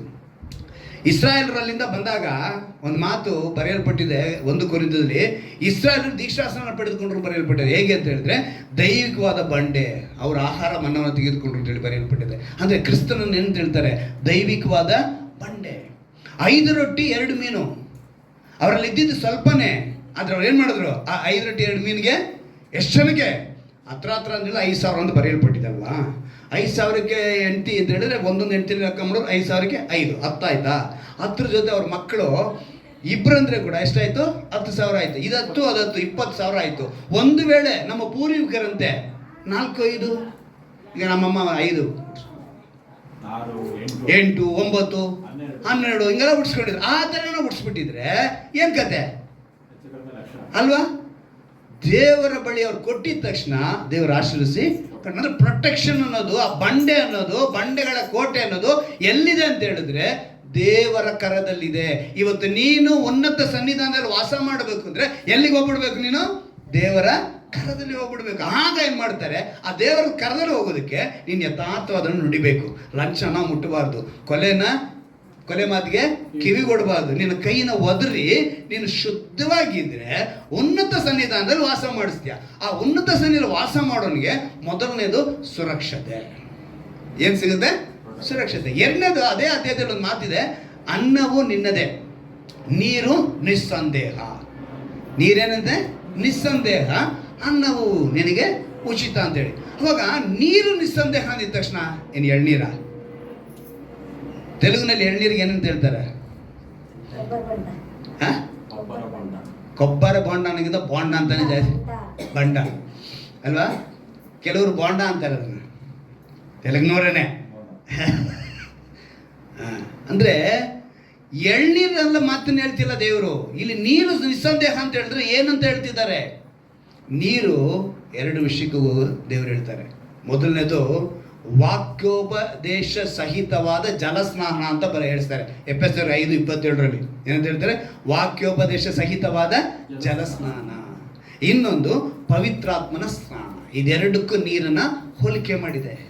ಮೋಶೆ ಮೊದಲನೇದಾಗಿ ರೆಫಿದೀಮ್ ಅನ್ನೋ ಸ್ಥಳಕ್ಕೆ ಬಂದಾಗ ನೀರಿಲ್ಲ ಅಂದಿದ ತಕ್ಷಣ ಎಲ್ಲರೂ ಗೊಣಗ್ತಾರೆ. ಗೊಣಗಿದ ತಕ್ಷಣ ದೇವರು ಒಂದು ಮಾತು ಹೇಳ್ತಾರೆ, ಬಂಡೆನ ನೋಡಿ ಆ ಬಂಡೆನ ಹೊಡಿಯಪ್ಪ, ನಿನ್ಗೇನು ಸಿಗುತ್ತೆ? ನೀರು ಸಿಗುತ್ತೆ. ಸರಿ, ಹೊಡೆದ್ರು, ಆ ಬಂಡೆಯಿಂದ ನೀರು ಬಂತು. ಮತ್ತೆ ನೀವು ಅರಣ್ಯಕಾಂಡ 20ನೇ ಅಧ್ಯಾಯಕ್ಕೆ ಬಂದಾಗ ಅಲ್ಲಿ ಒಂದು ಹೇಳ್ತಾರೆ, ಅಲ್ಲಿ ಒಂದು ಬಂಡೆ ನೋಡ್ತಾರೆ, ಅಲ್ಲೂ ಕೂಡ ಅದೇ ಥರ ನೀರಿನ ಸಮಸ್ಯೆ ಬರುತ್ತೆ. ಆ ಸಮಸ್ಯೆ ಬಂದಾಗ ದೇವರು ಹೇಳ್ತಾರೆ, ನೋಡಪ್ಪ ಬಂಡೆ ಹತ್ರ ಮಾತನಾಡು ಅಂತ ಹೇಳಿದ್ರು. ಏನಂತ ಹೇಳಿದ್ರು? ಮಾತನಾಡು ಅಂದ್ರೆ. ಆದ್ರೆ ನಮ್ಮವ್ರು ಏನು ಮಾಡಿದ್ರು ಪಾಪ, ಈ ಜನ ಗುಣಗುಟ್ಟೋದು ನೋಡಿ ಕೋಪದಲ್ಲಿ 2 ಸಲ ಹೊಡೆದು ಬಿಡ್ತಾರೆ. ರೆಫಿದಿ ಮೇಲೆ ಹೊಡೆಸಿದ್ದು ಬಂಡೆ ಬೇರೆ, ನೀವು ಅರಣ್ಯಕಾಂಡಕ್ಕೆ ಬಂದಾಗ ಅಲ್ಲಿರೋ ಬಂಡೆ ಬೇರೆ. ಈ ಬಂಡೆಗೆ ಅವ್ರು ಹೇಳಿದ್ದು ಆಜ್ಞಾಪಿಸು, ಮಾತನಾಡು ಅಂತ ಹೇಳಿದ್ದು. ಆದ್ರೆ ಇವರೇನು ಮಾಡಿಬಿಟ್ರು? ಹೊಡೆದೇ ಬಿಟ್ರು. ಆಗಲೇ ಕಷ್ಟಪಟ್ಟು ಇಷ್ಟೆಲ್ಲ ಪ್ರಯತ್ನ ಮಾಡಿ ಕರ್ಕೊಂಡ್ಬಂದಂಥ ಮೋಶೆಗೆ ಏನು ಸಿಗಲಿಲ್ಲ? ಕಾನಾನು ಸಿಗಲಿಲ್ಲ. ಕಾರಣ ಏನು? ಬಂಡೆಯ ಮಾತಿಗೆ ಕಿವಿಗೊಡಲಿಲ್ಲ, ಬಂಡೆಗೆ ತನ್ನನ್ನು ಸಮರ್ಪಿಸಿಕೊಡಲಿಲ್ಲ. ಸೊ ಪರಮ ಕಾನಾನು ಕಾದು ನಿತ್ಯ ಜೀವ, ಪರಲೋಕನ ಕಾಣಕ್ಕಾಗಲ್ಲ. ಇವತ್ತು ನೀವೆಲ್ಲರೂ ಕೂಡ ಅದನ್ನು ತಿಳ್ಕೋಬೇಕು. ಆರಾಧನೆಗೆ ಬರ್ತೀರಾ, ವಾಕ್ಯನ ಕೇಳ್ತೀರಾ, ಆದರೆ ನೀವೇನಾಗಬೇಕು? ಅದಕ್ಕೆ ಕಿವಿಗೊಡಬೇಕು, ಅದನ್ನೇ ಕೈಗೊಂಡು ನಡಿಬೇಕು. ಮೋಶೆ ಅಷ್ಟೆಲ್ಲ ಕಷ್ಟಪಟ್ಟರು, ಸರಿ ಆಯ್ತು ಬಿಡಿ, ಒಂದು ತಪ್ಪನ್ನು ಕ್ಷಮಿಸ್ತೀನಿ ಅಂತ ಹೇಳಿಲ್ಲ ದೇವರು. ಕಾನಾನನ್ನು ಪ್ರವೇಶ ಮಾಡೋದಕ್ಕೆ ಬಿಟ್ಟಿಲ್ಲ. ನೀನು ಅಷ್ಟೇ, ಇವತ್ತು ನಾನು ಅಷ್ಟೇ. ನಾನು ಸೇವೆ ಮಾಡ್ತಾ ಇದ್ದೀನಿ ಅಂದ್ಬಿಟ್ಟು ನಾನು ಇಷ್ಟ ಬಂದಂಗೆ ಬದುಕ್ಬಿಟ್ರೆ ನನಗೆ ಏನು ನಿತ್ಯ ಜೀವ ಸಿಗಲ್ಲ. ನಾನು ವಾಕ್ಯಕ್ಕೆ ವಿರೋಧವಾಗಿ ನಡಿಲೇಬಾರ್ದು, ವಾಕ್ಯಕ್ಕೆ ವಿಧೇಯನಾಗೆ ನಡಿಬೇಕು. ಆವಾಗಲೇ ದೇವರೇನು ಮಾಡ್ತಾರೆ ನೋಡಿ. ಇವತ್ತು ಕೀರ್ತನೆ ಓದೋದಲ್ಲ, ಅದರಲ್ಲಿ ಒಂದು 2-3 ಕಡೆ ಸೆಲಾ ಸೆಲಾ ಅಂತ ಒಂದು ಬರೆಯಲ್ಪಟ್ಟಿದೆ. ನೀವು ಕೀರ್ತನೆ ತುಂಬ ಕಡೆ ನೋಡ್ಬೋದು ಸೆಲಾ. ಇದು ಇಬ್ರಿಯ ಪದ ಸೆಲಾ. ಅದಕ್ಕೆ ಅರ್ಥ ಇಂಗ್ಲೀಷ್ನಲ್ಲಿ ಏನಂತ ಹೇಳ್ತಾರೆ ಅಂದರೆ ರಾಕ್ ಅಂತ ಹೇಳ್ತಾರೆ. ಆದರೆ ಕನ್ನಡದಲ್ಲಿ ಮತ್ತೆ ಇನ್ನೂ ನಾವು ಅದಕ್ಕೆ ಇನ್ನೂ ಒಂದು 2-3 ಅರ್ಥ ಕೊಡಬೇಕು ಅಂತ ಹೇಳಿದ್ರೆ, ಸೆಲಾ ಅಂದರೆ ಮೊದಲನೇದು ಪ್ರೈಸ್, ಸ್ತುತಿಸೋದು. ಎರಡನೇದಾಗಿ ನಾವು ನೋಡುವಾಗ ಆ ಮಾತನ್ನ ಧ್ಯಾನಿಸೋದು. ಅಂದರೆ ಸೆಲಾ ಅನ್ನೋದಕ್ಕೆ ಮುಖ್ಯವಾದ ಅರ್ಥ ಏನು ಅಂತ ಹೇಳಿದ್ರೆ ನಿಂತು ಧ್ಯಾನಿಸು. ಅಂದರೆ ಇವಾಗ ವಾಕ್ಯ ಓದ್ತಾ ಇದ್ವಿ, ಅಲ್ಲಿ ಸೆಲಾ ಅಂತ ಬಂದರೆ ಆ ವಾಕ್ಯನ ಅಲ್ಲೇ ನಿಲ್ಲಿಸಿ ನೀನೇನು ಮಾಡಬೇಕು? ಧ್ಯಾನ ಮಾಡಬೇಕು, ಮೆಡಿಟೇಷನ್ ಮಾಡಬೇಕು. ಅದನ್ನು ಹೇಳ್ತಾರೆ ದೇವರು. ರಾಕ್ ಅಂದರೆ ಇಂಗ್ಲೀಷ್ ಪದ ರಾಕ್ ಅಂದರೆ ಅದಕ್ಕೆ ಇನ್ನೊಂದು ಪದ ಆ ಸೆಲಾ ಅಂದರೆ ಬಂಡೆ. ಆ ಬಂಡೆ ಯಾರು ಅಂತ ಹೇಳಿದ್ರೆ ನಮ್ಮ ಯೇಸು ಕ್ರಿಸ್ತನು. ಮೂಲೆಗಲ್ಲು ಯಾರವರು? ಬೇಡ ಅಂತ ಹೇಳ್ತಂತವ್ರೆ ಮೂಲೆಗಲ್ಲಾಯಿತು. ಇವತ್ತು ಒಂದು ಮನೆಗೆ ಮೂಲೆಗಲ್ಲಿಲ್ಲ ಅಂದರೆ ಮನೆ ಏನು ಬರಲ್ಲ? ಮಟ್ಟ ಬರುತ್ತಾ? ಮೂಲೆ ಬರಲ್ಲ, ಮೂಲೆಗಲ್ಲಾಯಿತು ಅಂತ ಹೇಳ್ತಾರೆ. ಅಂದರೆ ಯೇಸು ಕ್ರಿಸ್ತನು ಒಬ್ಬ ಬಂಡೆಯಾಗಿ ಒಂದಾನೊಂದು ಸಮಯದಲ್ಲಿ ಅದೇ ಹೇಳಿದ್ನಲ್ಲ, ಮೋಶೆ ಹತ್ರ ಅವ್ರು ಗುಣಗಟ್ಟಿದ ತಕ್ಷಣ, ಆ ಮಾತು ಅವಿಧೇಯನಾದ ತಕ್ಷಣ ಅವನೇನು ಸಿಗಲಿಲ್ಲ, ಅವನಿಗೆ ಕಾನಾನ್ ಸಿಗಲಿಲ್ಲ. ಮೂರನೇದಾಗಿ ಅದೇ 17ನೇ ವಾಕ್ಯದಲ್ಲಿ ನಾವು ನೋಡಿದ್ವಿ, ಭೂಷಿತ ರಾಜರನ್ನು. ಭೂಷಿತ ಅಂದರೆ ಮೇಕಪ್ ಅಂತ ಲೆಕ್ಕ, ಅಂದರೆ ಅಲಂಕಾರ ಅಂತ ಹೇಳ್ಬೋದು. ಇವತ್ತು ಮದುವೆ ಗಂಡಿಗೆ ನೋಡ್ತೀವಲ್ಲ, ಮದುವೆ ಗಂಡು ಏನಾಗಿರ್ತಾನೆ, ಒಂದು ಕೋಟ್ ಸೂಟ್ ಆದರೂ ಸರಿ, ಒಂದು ಯಾವುದೇ ಶೇರ್ವಾನಿ ಹಾಕಿದ್ರು ಸರಿ, ಏನಾಗಿರ್ಬೇಕು ಅವನು, ಮೇಕಪ್ಪು ಮಾಡಲೇಬೇಕು. ಹೆಣ್ಮಕ್ಳದ್ದು ಕೇಳೋದೇ ಬೇಡ ಬಿಡಿ. ನಮ್ಮ ಮಗಳ ಮದುವೆಯಲ್ಲಿ ಕೂಡ ನಾವು ಸ್ವಲ್ಪ ಎಡವಟ್ಟು ಮಾಡಿಕೊಂಡು ಅದರಿಂದ ಸ್ವಲ್ಪ ಸಮಸ್ಯೆಗಳೇ ಆಗೋಯ್ತು. ಬ್ಯೂಟಿ ಪಾರ್ಲರಿಂದ ನಾವು ಸಭೆಗೆ ಹೋಗೋಷ್ಟಿಗೆ ಒಂದು 10-15 ನಿಮಿಷಕ್ಕೆ ಏನಾಗೋಯ್ತು ಅಂದರೆ, ಅಲಂಕಾರ ಅನ್ನೋದು ಬಹಳ ಮುಖ್ಯವಾಗಿ ಕಾಣಲ್ಪಡುತ್ತೆ. ಅಂಥ ಒಂದು ಅಲಂಕಾರದ ಒಂದು ಪರಮಗೀತದಲ್ಲಿ ನಲ್ಲನು ನನ್ನ ಪ್ರಿಯನು ಏನಂತೆ, ಬಿಳುಪುಳ್ಳವನು, ಕೆಂಪು ಬಣ್ಣವುಳ್ಳವನು ಅಂತೇಳಿ 5ನೇ ಅಧ್ಯಾಯದಲ್ಲಿ ಬರೆಸಲ್ಪಟ್ಟಿದೆ. 5ನೇ ಅಧ್ಯಾಯ 10ನೇ ವಾಕ್ಯದಲ್ಲಿ ಪರಮಗೀತೆ ತನ್ನ ಪ್ರಿಯನ ಕುರಿತು. ಅಂದರೆ ದೇವರು ಒಳ್ಳೆಯವನಾಗು, ಆತನು ನಮಗೆ ರಕ್ಷಕನಾಗಿದ್ದಾನೆ ಎಂಬುದು ಅರ್ಥನ ಅಲ್ಲಿ ತಿಳಿಸ್ತಾರೆ. ಅಂದರೆ ಭೂಷಿತ ರಾಜನು. ನೀವು ಮುಖ್ಯವಾಗಿ ಇನ್ನೊಂದು ಗಮನಿಸಬೇಕಂದ್ರೆ, ನೀವು ಆ ವಾಕ್ಯ ತೆಗೆದುಕೊಳ್ಳಿ, ಅದರ ಕೊನೆಯದಾಗಿ ಮುಗಿಸಿ ಹೇಳಿ ನಾವು ಪ್ರಾರ್ಥನೆಗೆ ಹೋಗೋಣ. 33ನೇ ಅಧ್ಯಾಯ ತೆಗೆದುಕೊಳ್ಳಿ, ಯೆಶಾಯನ ಪ್ರವಾದಿಯ ಗ್ರಂಥ. ಅತಿ ವಿಸ್ತಾರವಾದ ಸ್ವದೇಶವನ್ನು ಕಣ್ಣು ತುಂಬ ನೋಡಿವಿರಿ. ಏನಂತ ಹೇಳಲ್ಪಟ್ಟಿದೆ? ಅತಿ ವಿಸ್ತಾರವಾದ ಸ್ವದೇಶವನ್ನು ಕಣ್ಣು ತುಂಬ. ಅತಿ ವಿಸ್ತಾರವಾದ ದೇಶ ಅಂತ ಹೇಳಿದ್ರೆ ಅದು ಪರಲೋಕ. ಹಲ್ಲೆಲೂಯ. ನಾವು ಯಾವುದು ನೋಡ್ತೀವಿ? ಪರಲೋಕವನ್ನ ನೋಡ್ತೀವಿ. ಹೇಗೆ ಅಂತ ಹೇಳಿದ್ರೆ, ನಾವು ದೇವರೊಂದಿಗೆ ಅಲಂಕೃತರಾಗಿದ್ದರೆ, ದೇವರಿಗೆ ನಮ್ಮನ್ನು ಒಪ್ಪಿಸಿಕೊಟ್ಟಿದ್ರೆ, ನನ್ನ ನಲ್ಲನು ಪ್ರಿಯನು ಅಂತೇಳಿ, ಆತನು ಕೆಂಪು ಬಣ್ಣುಳ್ಳವನು, ಆತನು ಬಿಳುಪುಳ್ಳವನು. ತೆಲುಗು ಬೈಬಲಿನಲ್ಲಿ ಬೇರೆ ಪದಗಳು ಬರೆಸಿದೆ, ತಮಿಳು ಬೈಬಲಲ್ಲೂ ಬೇರೆ ಪದ ಬರೆಸಲ್ಪಟ್ಟಿದೆ. ಕನ್ನಡದಲ್ಲಿ ಮಾತ್ರ ನಲ್ಲನು, ಬಿಳುಪನು, ಕೆಂಪು ಬಣ್ಣವುಳ್ಳ ಅಂತ ಬರೆಯಲ್ಪಟ್ಟಿದೆ. ಧೂಮ ವರ್ಣವುಳ್ಳವನು, ರಕ್ತವರ್ಣವುಳ್ಳವನು ಅಂತೇಳಿ ಬರೆಯಲ್ಪಟ್ಟಿದೆ ತೆಲುಗು ಬೈಬಲ್ನಲ್ಲಿ. ಅದರ ಅರ್ಥ ಏನು? ಕೆಂಪು ಬಣ್ಣವುಳ್ಳವನು, ಬಿಳುಪಾಗಿರು ಅಂತೇಳಿ ಅರ್ಥ. ಅಂದರೆ ಆ ಥರ ನೀವು ನಮ್ಮ ಪ್ರಿಯನ ಜೊತೆ, ಆ ಮದಲಿಂಗನ ಜೊತೆ ನಾವು ಮೊದಲಿಗಿದ್ದಾಗಿ ವಾಸ ಮಾಡಿದರೆ, ನಾವು ಖಂಡಿತವಾಗಲೂ ಉನ್ನತ ಸನ್ನಿಧಾನದಲ್ಲಿ ವಾಸಿಸ್ತೀವಿ. ಆ ಉನ್ನತ ಸನ್ನಿಧಾನದಲ್ಲಿ ವಾಸ ಮಾಡೋನಿಗೆ ಏನೆಲ್ಲ ಪ್ರೊಡಕ್ಷನ್ ಇದೆ? ಮೊದಲನೇದಾಗಿ ಆತನು ನಮ್ಗೆ ಏನಾಗಿರ್ತಾರೆ? ಆಶ್ರಯವಾಗಿ, ಗಿರಿದುರ್ಗವಾಗಿರ್ತಾರೆ. ಎರಡನೇದಾಗಿ ನಮಗೆ ಯಾವಾಗಲೂ ನೀರು ಸಂದೇಹ ಅಂತ ಹೇಳಿದ್ರೆ ಯಾವಾಗಲೂ ವಾಕ್ಯದಿಂದ ನಮ್ಮನ್ನು ತೃಪ್ತಿಪಡಿಸ್ತಾರೆ. ಮೂರನೇದು, ಕಣ್ಣಾರೆ ಕಾಣ್ತೀವಿ. ಏನ? ಪರಲೋಕವನ್ನ ಕಾಣ್ತೀವಿ. ಈ ಅನುಭವ ಕೊಡಿ ಅಂತೇಳಿ ನಾವೆಲ್ಲ ಮೊಣಕಾಲು ಹಾಕಿ ಪ್ರಾರ್ಥನೆ ಮಾಡೋಣ. ಒಂದು ಅದ್ಭುತವಾದ ಸಂದೇಶವನ್ನು ನಾವು ಕೇಳುವಂತೆ ದೇವರು ಕೃಪೆ ಮಾಡಿದ್ದಾರೆ. ಸೆಲಾ ಅಂದರೆ ಪ್ರೈಸ್, ಸ್ತುತಿಸುವುದು. ಇನ್ನು ಒಂದು ಮೆಡಿಟೇಷನ್, ಧ್ಯಾನ ಮಾಡುವುದು, ನಿಂತು ಧ್ಯಾನಿಸು ಅಂತ ಹೇಳ್ತಾರೆ. ರಾಕ್ ಅಂದರೆ ಬಂಡೆ. ಸೆಲಾ ಅಂದರೆ ಒಂದು ಬಂಡೆ, ಒಂದು ಗಿರಿ ಅಂತ ಹೇಳ್ಬೋದು, ಪರ್ವತ ಅಂತ ಹೇಳ್ಬೋದು. ದೇವರು ನಮಗೆ ಪರ್ವತವಾಗಿದ್ದಾನೆ, ಬಂಡೆಯಾಗಿದ್ದಾನೆ. ನೀರು ಸಂದೇಹವಾಗಿ ವಾಕ್ಯವೆಂಬ ಜಲಸ್ನಾನದಿಂದ ನಮ್ಮನ್ನು ಶುದ್ಧೀಕರಿಸಿ, ವಾಕ್ಯೋಪದೇಶ ಸಹಿತವಾದ ಜಲಸ್ನಾನ ಮಾಡಿಸಿ ದೇವರು ನಮ್ಮನ್ನು ನಡೆಸ್ಕೊಂಡು ಬಂದಿದ್ದಾರೆ. ಪರಲೋಕ ರಾಜ್ಯವನ್ನು ಕಾಣುವರಾಗಿದ್ದೇವೆ. ಆಶ್ರಯಗಿರಿಯಾಗಿ ಉನ್ನತ ಸನ್ನಿಧಾನದಲ್ಲಿ ನಾವು ವಾಸ ಮಾಡುವಂಥ ಕೃಪೆ ಮಾಡ್ತಾರೆ. ನಾವು ಸನ್ಮಾರ್ಗದಲ್ಲಿ ನಡೆಯುವರಾಗಿರಬೇಕು, ಯಥಾರ್ಥವಾಗಿ ನುಡಿಯುವರಾಗಿರಬೇಕು, ದೋಚಿಕೊಂಡ ಲಾಭವನ್ನು ಬೇಡವೆಂದು ಹೇಳುವರಾಗಿರಬೇಕು, ಲಂಚ ಮುಟ್ಟದಂತೆ ಇರಬೇಕು, ಕೈ ಒದರಿ ಕೊಲೆಯ ಮಾತಿಗೆ ಕಿವಿಗೊಡದೆ, ಕೆಟ್ಟದನ್ನು ನೋಡದಂತೆ ಕಣ್ಣು ಮುಚ್ಚಿಕೊಂಡವರಾಗಿರಬೇಕು. ಆಗ ಉನ್ನತ ಸನ್ನಿಧಾನ. ದೇವರ ಬಳಿ ಬಂದಂತ ಆ 5,000 ಜನಗಳಿಗೆ ಅವರ ಮೇಲೆ ಕನಿಕರ ಪಟ್ಟು ಆತನ ಕೈಗೆ ಯಾವಾಗ ಕೊಟ್ಟರೋ 5 ರೊಟ್ಟಿ 2 ಮೀನು ಲೆಕ್ಕ ಸತ್ಯವೇದದಲ್ಲಿ ಬರೋದು 5,000. ಆದರೆ ಇವತ್ತು ನಾವು ಲೆಕ್ಕ ಮಾಡಿದ್ರೆ ಹತ್ರ 30,000 ಜನಕ್ಕೆ ಅವತ್ತು ಪೋಷಣೆ ಮಾಡಿದರು. ಕಾರಣ ದೇವರ ಕರದಲ್ಲಿ ಕೊಟ್ಟ ನಿಮಿತ್ತ. ಬಂಡೆಯಿಂದ ನೀರು ಹೊರಡು ಬಂತು, ಎಲ್ಲರ ದಾಹವನ್ನು ತೀರಿಸಿತು. ಸಮಾರ್ಯ ಸ್ತ್ರೀ ಕೂಡ ದೇವರನ್ನು ನೋಡುವಾಗ ಯೋಹಾನ ಬರೆದ ಸುವಾರ್ತೆ ನೋಡಿ, ಈ ನೀರನ್ನು ಕುಡಿಯೋನಿಗೆ ದಾಹವಾಗುವುದಿಲ್ಲ, ನೀರಿಡಿಕೆ ಆಗುವುದಿಲ್ಲ ಅಂತ ಕೇಳಿದ್ರು.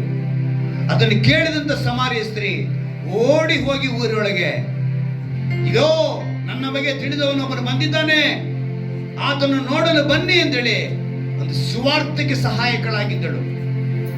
ಆ ಸಮಾರ್ಯ ಸ್ತ್ರೀ ಮಾಡಿದಂತೆ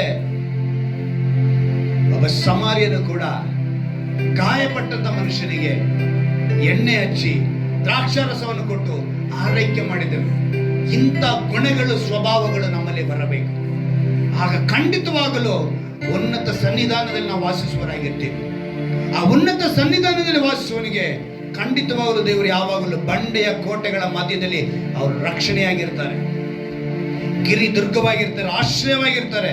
ನಮಗೆ ಆಹಾರಕ್ಕೆ ಕೊರತೆ ಇರುವುದಿಲ್ಲ, ವಾಕ್ಯಕ್ಕೆ ನಮಗೆ ಕೊರತೆ ಇರುವುದಿಲ್ಲ. ಕಣ್ಣಾರೆ ಕಾಣ್ತೀವಿ ಪರಲೋಕವನ್ನ, ದೇವರು ಕೊಟ್ಟಂತ ಆಶೀರ್ವಾದ. ದೇವರೇ, ಈ ಅನುಭವದೊಳಗೆ ಇವನ್ನ ತುಂಬಿಸಿ ನಡೆಸಿಕೊಡಬೇಕು ನಾವು ಪ್ರಾರ್ಥಿಸ್ತೇವೆ. ವಾಕ್ಯ ಕೇಳಿದ ಪ್ರತಿಯೊಬ್ಬರಿಗೂ ಈ ವಾಕ್ಯದ ಆಶೀರ್ವಾದ ಯೇಸುವಿನ ನಾಮದಲ್ಲಿ ಉಂಟಾಗಲಿ ನಾನು ಪ್ರಾರ್ಥಿಸ್ತೇನೆ. ಪ್ರತಿಯೊಬ್ಬರು ವಾಕ್ಯಕ್ಕೆ ಒಪ್ಪಿಸಿಕೊಟ್ಟವರಾಗಿ, ತಮ್ಮನ್ನು ಯಥಾರ್ಥವುಳ್ಳವರಾಗಿ ಒಪ್ಪಿಸಿಕೊಂಡವರಾಗಿ, ಅಂದು ನೀವು ಯೆಶಾಯನ ಪ್ರವಾದಿನೇ ಮಾತನಾಡಿದಾಗ ಕರ್ತಾನೆ, ಹೊಲಸು ತುಟಿಯವನು ಹೇಳಿದಾಗ ಕರ್ತಾನೆ. ಆದರೆ ಯಾವಾಗ ಸೇರಾಫ್ಯರಿಂದ ತಂಡಸದಿಂದ ಕೆಂಡವನ್ನ ತೆಗೆದುಕೊಂಡು ಅವನ ತುಟಿಯನ್ನು ಮುಟ್ಟಿದ ಕೂಡಲೇ ಅವನು ಹೇಗೆ ಪವಿತ್ರನಾದನು, ಪ್ರಾಯಶ್ಚಿತ್ತ ಹೊಂದಿಕೊಂಡು, ಹಾಗೆ ಇವತ್ತು ಇವರೆಲ್ಲರೂ ಕೂಡ ಕರ್ತನೆ ವಾಕ್ಯವೆಂಬ ಬೆಂಕಿಯಿಂದ ಕರ್ತನೆ ಪ್ರತಿಯೊಬ್ಬರು ಒಪ್ಪಿಸಿಕೊಟ್ಟವರಾಗಿ ಬದುಕುವಂತೆ ಕೃಪೆ ಮಾಡಿಕೊಳ್ಳಿ. ವಾಕ್ಯವೆಂಬ ಕೆಂಡವರನ್ನು ಮುಟ್ಟುವಂತೆ ಇವರೆಲ್ಲರೂ ಪ್ರಾಯಶ್ಚಿತ್ತ ಹೊಂದುವಂತೆ ಕೃಪೆ ಮಾಡಿಕೊಳ್ಳಿ. ವಾಕ್ಯಕ್ಕಾಗಿ ಬದುಕುವಂತೆ ಕೃಪೆ ಮಾಡಿಕೊಳ್ಳಿ. ಕೇಳಿದ ವಾಕ್ಯದಿಂದ ಆಶೀರ್ವದಿಸು, ಬಲಪಡಿಸು. ವಾಕ್ಯವನ್ನು ಕೇಳುವಂಥವ್ರು ಯಾವುದೇ ಸಮಯದಲ್ಲಿ ಯಾವ ಗಳಿಗೆಯಲ್ಲಿ ಕೇಳಿದರೂ ಕೂಡ ಒಂದು ಬದಲಾವಣೆ ಅವರಲ್ಲಿ ಉಂಟಾಗಲಿ. ತಮ್ಮನ್ನು ಸಮರ್ಪಿಸಿಕೊಳ್ಳುವಂಥ ಬದುಕನ್ನು ಅವರಿಗೆ ಕೊಡಿ. ಈ ವಾಕ್ಯದ ಆಶೀರ್ವಾದಗಳು ಉನ್ನತ ಸನ್ನಿಧಾನದಲ್ಲಿ ವಾಸಿಸುವ ನಮ್ಮ ಮಾತಿನ ಅರ್ಥವನ್ನು ಕಂಡುಕೊಳ್ಳುವಂತೆ ಕೃಪೆ ಮಾಡಿಕೊಳ್ಳಿ. ಪ್ರತಿಯೊಬ್ಬರನ್ನು ಆಶೀರ್ವದಿಸಿ, ಆರೋಗ್ಯ, ಸಮಾಧಾನ, ಶಾಂತಿ ಕೊಡಿ, ಸ್ವಸ್ಥತೆಯನ್ನು ಕೊಡಿ, ಬಿಡುಗಡೆಯನ್ನು ಕೊಡಿ. ನಿನ್ನ ಕೃಪೆ ಸದಾಕಾಲ ಇವರೊಂದಿಗೆ ನಮ್ಮ ರಕ್ಷಕನು ವಿಮೋಚಕನಾಗಿರುವ ಯೇಸು ಕ್ರಿಸ್ತನ ನಾಮದಲ್ಲಿ ಪ್ರಾರ್ಥಿಸಿ ಬೇಡಿ ಒಂದು ಜೀವನ. Hallelujah.